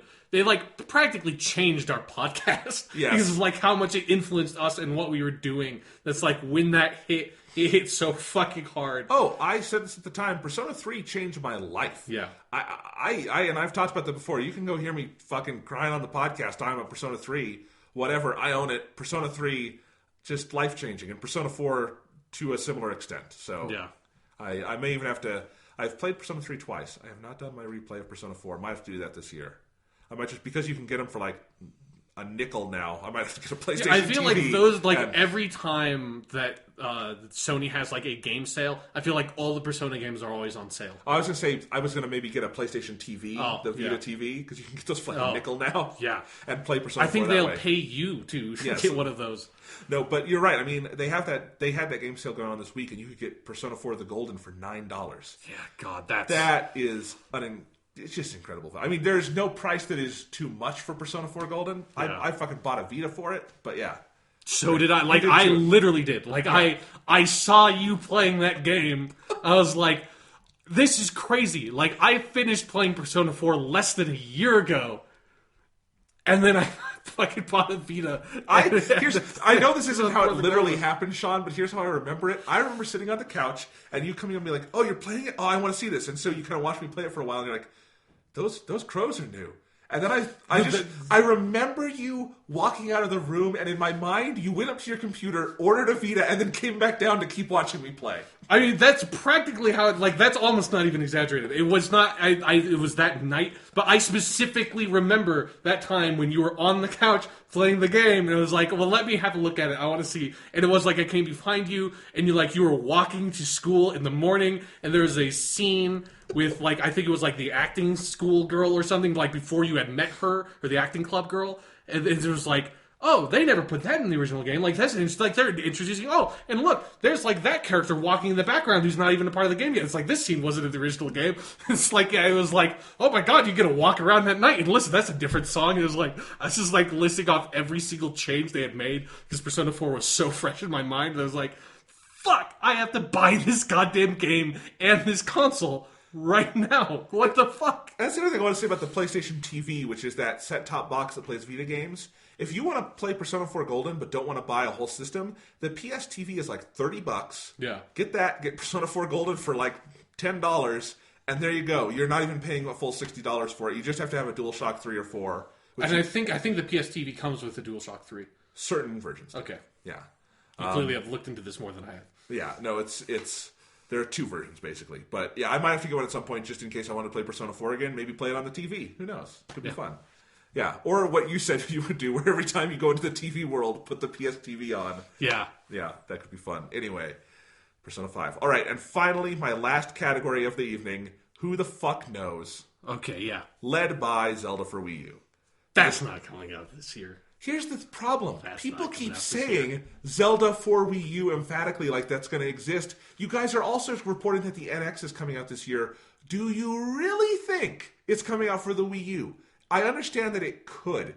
I also understand it would be stupid of them if it did. So, here's the thing. One of these two is happening this year. Either Zelda is coming out for Wii U this year, or the NX is coming out this year, but both are not happening. I just don't see how that's a possibility.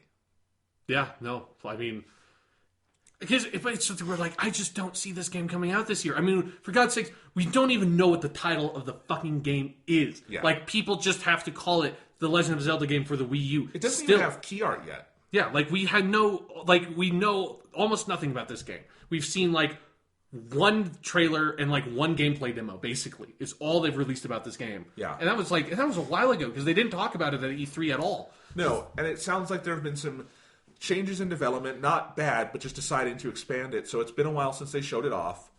And yeah, I mean, it flabbergasted me when, like, so going back to the Amazon thing, not as a sales pitch, but when they did that, everyone like Kotaku, IGN, Polygon, when they announced that Amazon new Prime perk, they listed a couple games you could get with it, and every one of those lists had Zelda for Wii U, and it's like, why would you pre-order that? That version that you're pre-ordering literally might not exist. Yeah. The Wii U version, I promise you, it could, but you have to think about this logically. It just might not exist. I think the game exists. It'll come out for something, but saying it'll come out for Wii U in 2016... that's the most unsure thing on this list. I mean, Yeah. if it does, I mean, I'm sure it'll be good. All that stuff. I'm not being cynical about the quality of the game, but its existence in 2016 on Wii U, you're gambling if you're thinking that. Yeah. Again, we don't even know what the title of the game is. Yeah. It might not even be called Legend of Zelda anymore. They might have just said, like, no, we're just going to, like, not put that in the title of these games. The Legend of Linkle. Yeah. It could. Hey, that was actually a game we missed. That game's coming out this year. Hyrule Warrior Legends? Yes, for the 3DS, yeah. So this will be the year of Linkle. Yes. We had the year of Luigi a while ago. It's time to bring back that marketing campaign, Year of Linkle. Hashtag. All right. Then also under Who the Fuck Knows is there are reports that Assassin's Creed might take a year off. Yeah.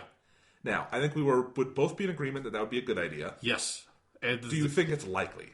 I think that maybe, like, because, well, Syndicate has, like, gotten good reviews and good buzz and stuff. Like, Unity was rough.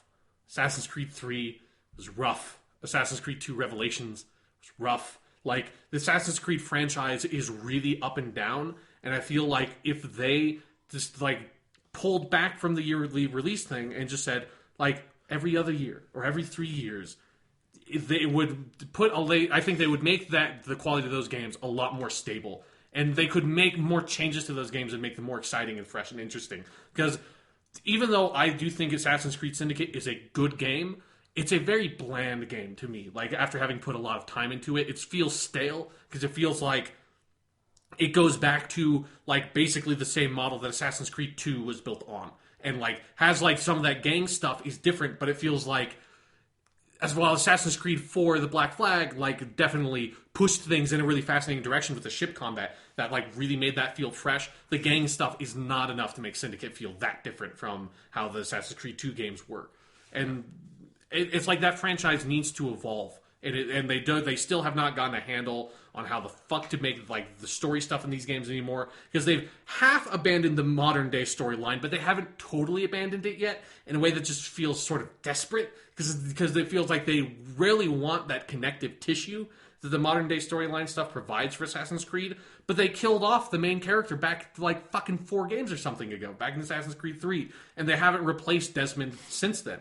So, like, it just feels like they don't understand what they're doing with Assassin's Creed. So I would not be surprised if Ubisoft recognized that and decided to back off and take a break and like make some breathing room and figure out what they want Assassin's Creed to be. Yeah. Now, the reports are that if they do that, maybe we get an HD collection this year. Or not HD, but like remastered collection. Yeah, for like the Assassin's Creed 2 stuff. That doesn't quite make sense. I just don't... Yeah, I guess they could do the 2 trilogy. But at the same time, it's like, would anyone even want to play those games now? I mean, I wouldn't want to. I think those games would be hard to replay, but I think, like, we're getting so many of those sort of, like, you know, like the Master Chief collection, the Nathan Drake Trek collection. Why not the Ezio Auditore da Firenze collection? If they actually called it that, the whole thing, that'd be awesome. Like, I would not want it. I would not recommend it to people because I just, again, like, I mean, the only one of those games that I really love is Assassin's Creed 2 because Brotherhood and Revelations are so just more Assassin's Creed 2 that it was hard to get into them. So I would not recommend it to people, but I would see from, like, Ubisoft's perspective, I don't see the reason not to do that. Yeah. Like, I can't imagine it takes a lot of, like, man-hours and resources to put one of those games, like, one of those collections out compared to, obviously, like, making a new Assassin's Creed. Right. All right, the other question, new Call of Duty. We'll probably get it. We'll almost without a doubt. Like, it's Infinity Ward's year. Right, it's Infinity Ward's year, and here's my big question mark. Do they do Ghost 2, or do they start fresh? It's an interesting question, because it felt like Ghosts was... That's the biggest miss Call of Duty has ever had. Like, nobody likes Call of Duty Ghosts. Like, some people think it's okay, but, like, the Call of Duty fan base did not gravitate toward that game at all. It didn't sell well. It wasn't well received. It's the biggest the critics miss. didn't like it. But the biggest miss they've ever had. Yeah, easily. And, yeah, it's something where... Do they go and do Modern Warfare? that'd be great if they called it that. Yeah. They would never call it that. Or, I mean, that would be the obvious angle, but it would be, I would laugh so hard if they came out later this year and said, we're doing Ghost 2. Yeah. And tried to build hype around that. Then, like, showed more, like, video footage of, like, mocapping dogs and stuff. Because that was the only thing that was cool about Ghosts, was that, like, when they announced it, there was that cool video where they're, like, mocapping a dog. Yes. And it was like, he was jumping on a dude. It's like, yeah, that dog looks awesome in that suit. But yeah, funny. like I'm really curious about what Infinity Ward is going to do. It's like Call of Duty. I feel like I have such a strange relationship towards the Call of Duty franchise now, because it used to be the thing that I was like, I really love Call of Duty 2. I love Modern Warfare. I liked a lot about Modern Warfare 2, but it completely burned me out on the franchise, and I just backed off and didn't play it for years.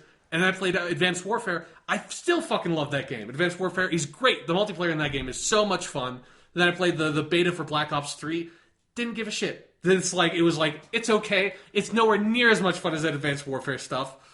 And so it's like, I don't know, like, my relationship towards that franchise, I feel, is very unstable at the moment. Because it's 3 different franchises. Yeah, now, it was like, I used to feel so confident in my, like, I'm just a lapsed fan of this series. It was like part of my identity, is I like those old Call of Duty games, and I've walked away from it, and I've never really looked back. And then it was like, but Advanced Warfare is so good, and it just so doesn't feel like a Call of Duty game to me. Like, it feels like it's very similar, but it feels like it's different enough that it was like, could have very easily just been a completely different franchise, you know? And then, yeah, now with the 3 studio system, and the 3 studios feeling like they have such distinct visions for what Call of Duty is, because the Black Ops 3 movement stuff is completely different than Advanced Warfare stuff. Like, there's no similarities to it whatsoever. And so, like, those games play very differently from my perspective, at the very least. It's a weird thing that I don't understand who's out there buying every single year's Call of Duty game, because even if you're just a casual fan who's not, like, invested in the studio side of it, like, you have to at least recognize at some point that's, like, Black Ops and Modern Warfare, and then Black Ops 2, and then Ghosts and Advanced Warfare, and then Black Ops 3. Like, those are all very different games that, like, feel like they come from different lineages, because Treyarch feels like it has a unique studio identity now. Infinity Ward feels like it lost its studio identity after 2, and then now you have Sledgehammer that feels like it's this new creative voice in that franchise. And all of them, like, and it feels like none of them bleed over. Like, there's nothing about Advanced Warfare that feels like it is a part of what I played in Black Ops 3. Even though they're both, like, future warfare stuff with, like, exosuits, like, nothing about how those exosuits factor into the gameplay feels like it's shared whatsoever. It's bizarre. Very bizarre. So, that's Call of Duty. I hope the next game is Ghost 2, and the cover is a dude holding a white flag. I hope the next one is, like, Call of Duty Advanced Black Ops, and it's just like a picture of, like, whoever the studio head is for Infinity Ward flipping, like, double birds. It's like, we fucking made Call of Duty. I mean, not me, not us personally, because all those people got fired, like, years ago. But, like, our studio made Call of Duty. Fuck you guys. It's like, it must be so weird working for Infinity Ward and being like, we used to be the guys that, like, every other year, like, they called the Treyarch, like, the off-year studio. It's like, now we're, like, the off-year studio. Like, there's 2 studios that make better Call of Duty games than us now. What the fuck? That's gotta be, like, such a strange feeling. All right. And finally, I'm just putting it out here because who the fuck knows? That's the title of this category. Kingdom Hearts 3. No way it comes out this year. No. But why do they keep showing fucking footage for it? It's like, stop it. If obviously this game isn't anywhere near, they haven't even put it in the oven yet. It's not even half baked. No. Jonathan, they need to at least give people time to play all the way through Kingdom Hearts HD 2.8 Final Chapter Prologue. The prologue to the final chapter. I just love, if you look at the last trailer that came out for Kingdom Hearts 3, it says currently in development. Instead of coming soon, it says currently in development. It should just be like, this might come out.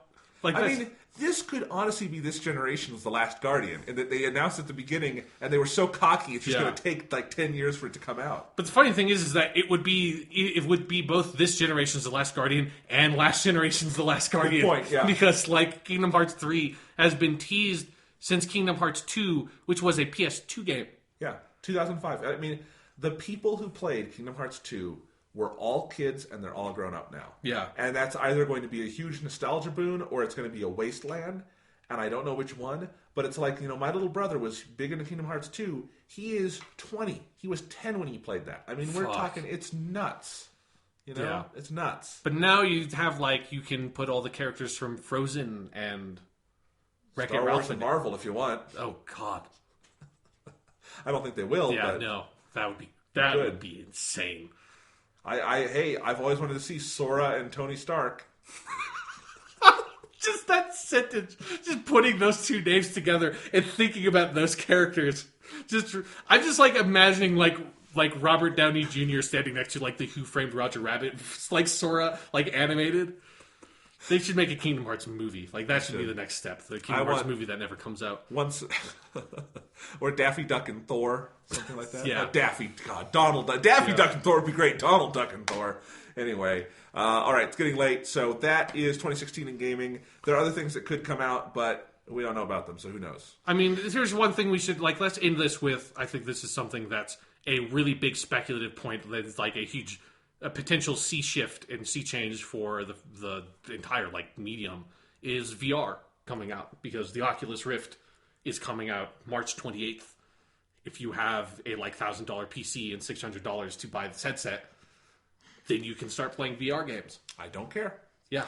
My position has not changed. VR, don't give a shit. But they're putting a lot of money into it and whatever. So I mean, it's something where it feels like this has been on the horizon for a long time, and Oculus with Facebook is in the game. Valve is in the game with their Vive thing that got pushed back, and then Sony's in the game with PSVR. It feels like it's interesting. It's interesting, and it's also, I feel for some people they've realized, also, it's fucking expensive. And, yes. I'm really curious, particularly what the price point for the PSVR is. Because if I'm going to get any of these headsets, that's the only one that's even plausible. Yeah, me too. Yeah. The Oculus Rift is so insanely expensive, not just because of the price point on the headset itself, but, the barrier to entry to get it for the PC you need is insane. It's so expensive to make a PC that's to that, what they, say is their minimum system prerequisites. Yeah. But it's going to be fascinating. Even if it's something that we're not going to be able to participate in right away, and most people aren't going to be able to participate in it right away. It's the most exciting sort of technical side to video game development that's come along in a very long time. Because this feels like it could be legitimate. This to me feels like it's a lot more than the Kinect. It's a lot more than even the Wiimote, which had its time in the spotlight but died out very quickly. If VR works. VR could be here, not just for video games, but for much broader societal applications that shall hasten us towards our our dark cyberpunk dystopia that we all know is coming around the horizon. Yes. Yeah, I mean, I think, let's check back in 10 years. I still think this is in such infancy, just in terms of how much penetration it even could have, that we'll see, but, It's I don't know, what games are going to be developed for Oculus that could really make an impact when the barrier to entry, as you say, is so absurdly high. Yeah. I do think PlayStation VR is the area where it could make an impact because the PS4 has the penetration it has, and Sony, they actually know how to develop and sell a game console. Yeah. That's the basic thing. But whether it'll work or not, who knows? So, but it's just something where Oculus Rift will be the first one commercially available. This will be there's a lot of other versions of this product that are still in development and are on the horizon.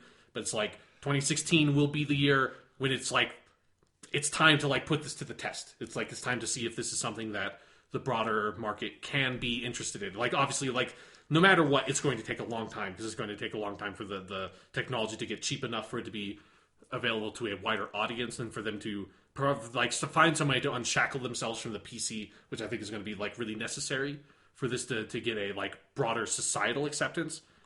But it's something we need to talk about, because it's if nothing it's else, VR gave us that wonderful Time magazine meme of the really nerdy guy jumping with his VR headset. I love that picture, and whenever it crops up in funny Photoshops. Yeah. And we just are going to get treated to years and years now of people desperately trying to fucking figure out how to make commercials for VR in the way that old commercials for Kinect games are the most hilarious things in the world. If you want to have a good 10 minutes, go onto YouTube and just look at Kinect commercials from 2008. They are fucking astoundingly hilarious. I'm just looking forward to all like the weird like Iron Man in the mask shots that people are going to copy for their VR commercials. Yeah.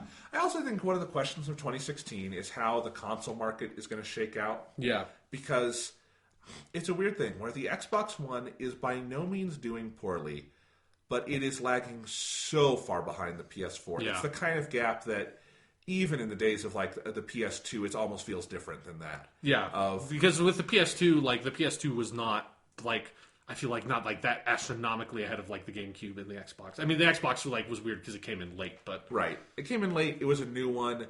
GameCube was on its own island, kind of. But yeah, the PS4 just it's getting to the point where it's not even a competition, and I wonder what path Xbox winds up taking. If they just stay the course, or if that even is viable. I wonder how much stuff is going to wind up being dominant with the PS4 this year, and I wonder if the NX does come out this year, what that shifts in things. I don't think the PS4 is going anywhere, but if the NX seriously challenges the Xbox One, then we have a rodeo on our hands. Yeah. I mean, it's also something like on that same note, like obviously this is like the NX is kind of around the corner at some point, but like I just out of curiosity on this Wikipedia list of 2016 in video gaming, I just Control F to Wii U as they have it like listed in their like systems thing, and I got 13 results. So, a lot, huh? Yeah, like right now there's projected 13 Wii U games. This is going to be a very high number. I just want to see for PS4, I get 176 responses on PS4. How do they even do the Xbox One? XBO. XBO? Yeah. XBO gets 129, which is very high. I'm not even going to try like PC because that's just going to be really high. And then 3DS, like 3DS has 23. Which is a fair number for a portable. Yeah. Yeah, 13 for the I mean, the Wii U, it's weird. I think the biggest sign that the NX is coming this year is that the Wii U games are pretty much all clustered from February to April. Yeah. So, and then obviously, like, the games we've talked about here are not comprehensive, and we do not know every game that's going to come out this year. That, like, there are always, like, late announces and releases that still come out in that year that we just don't know about. So this is not, like, everything, but it is a good snapshot of, like, the Wii U's feels like it is really winding down.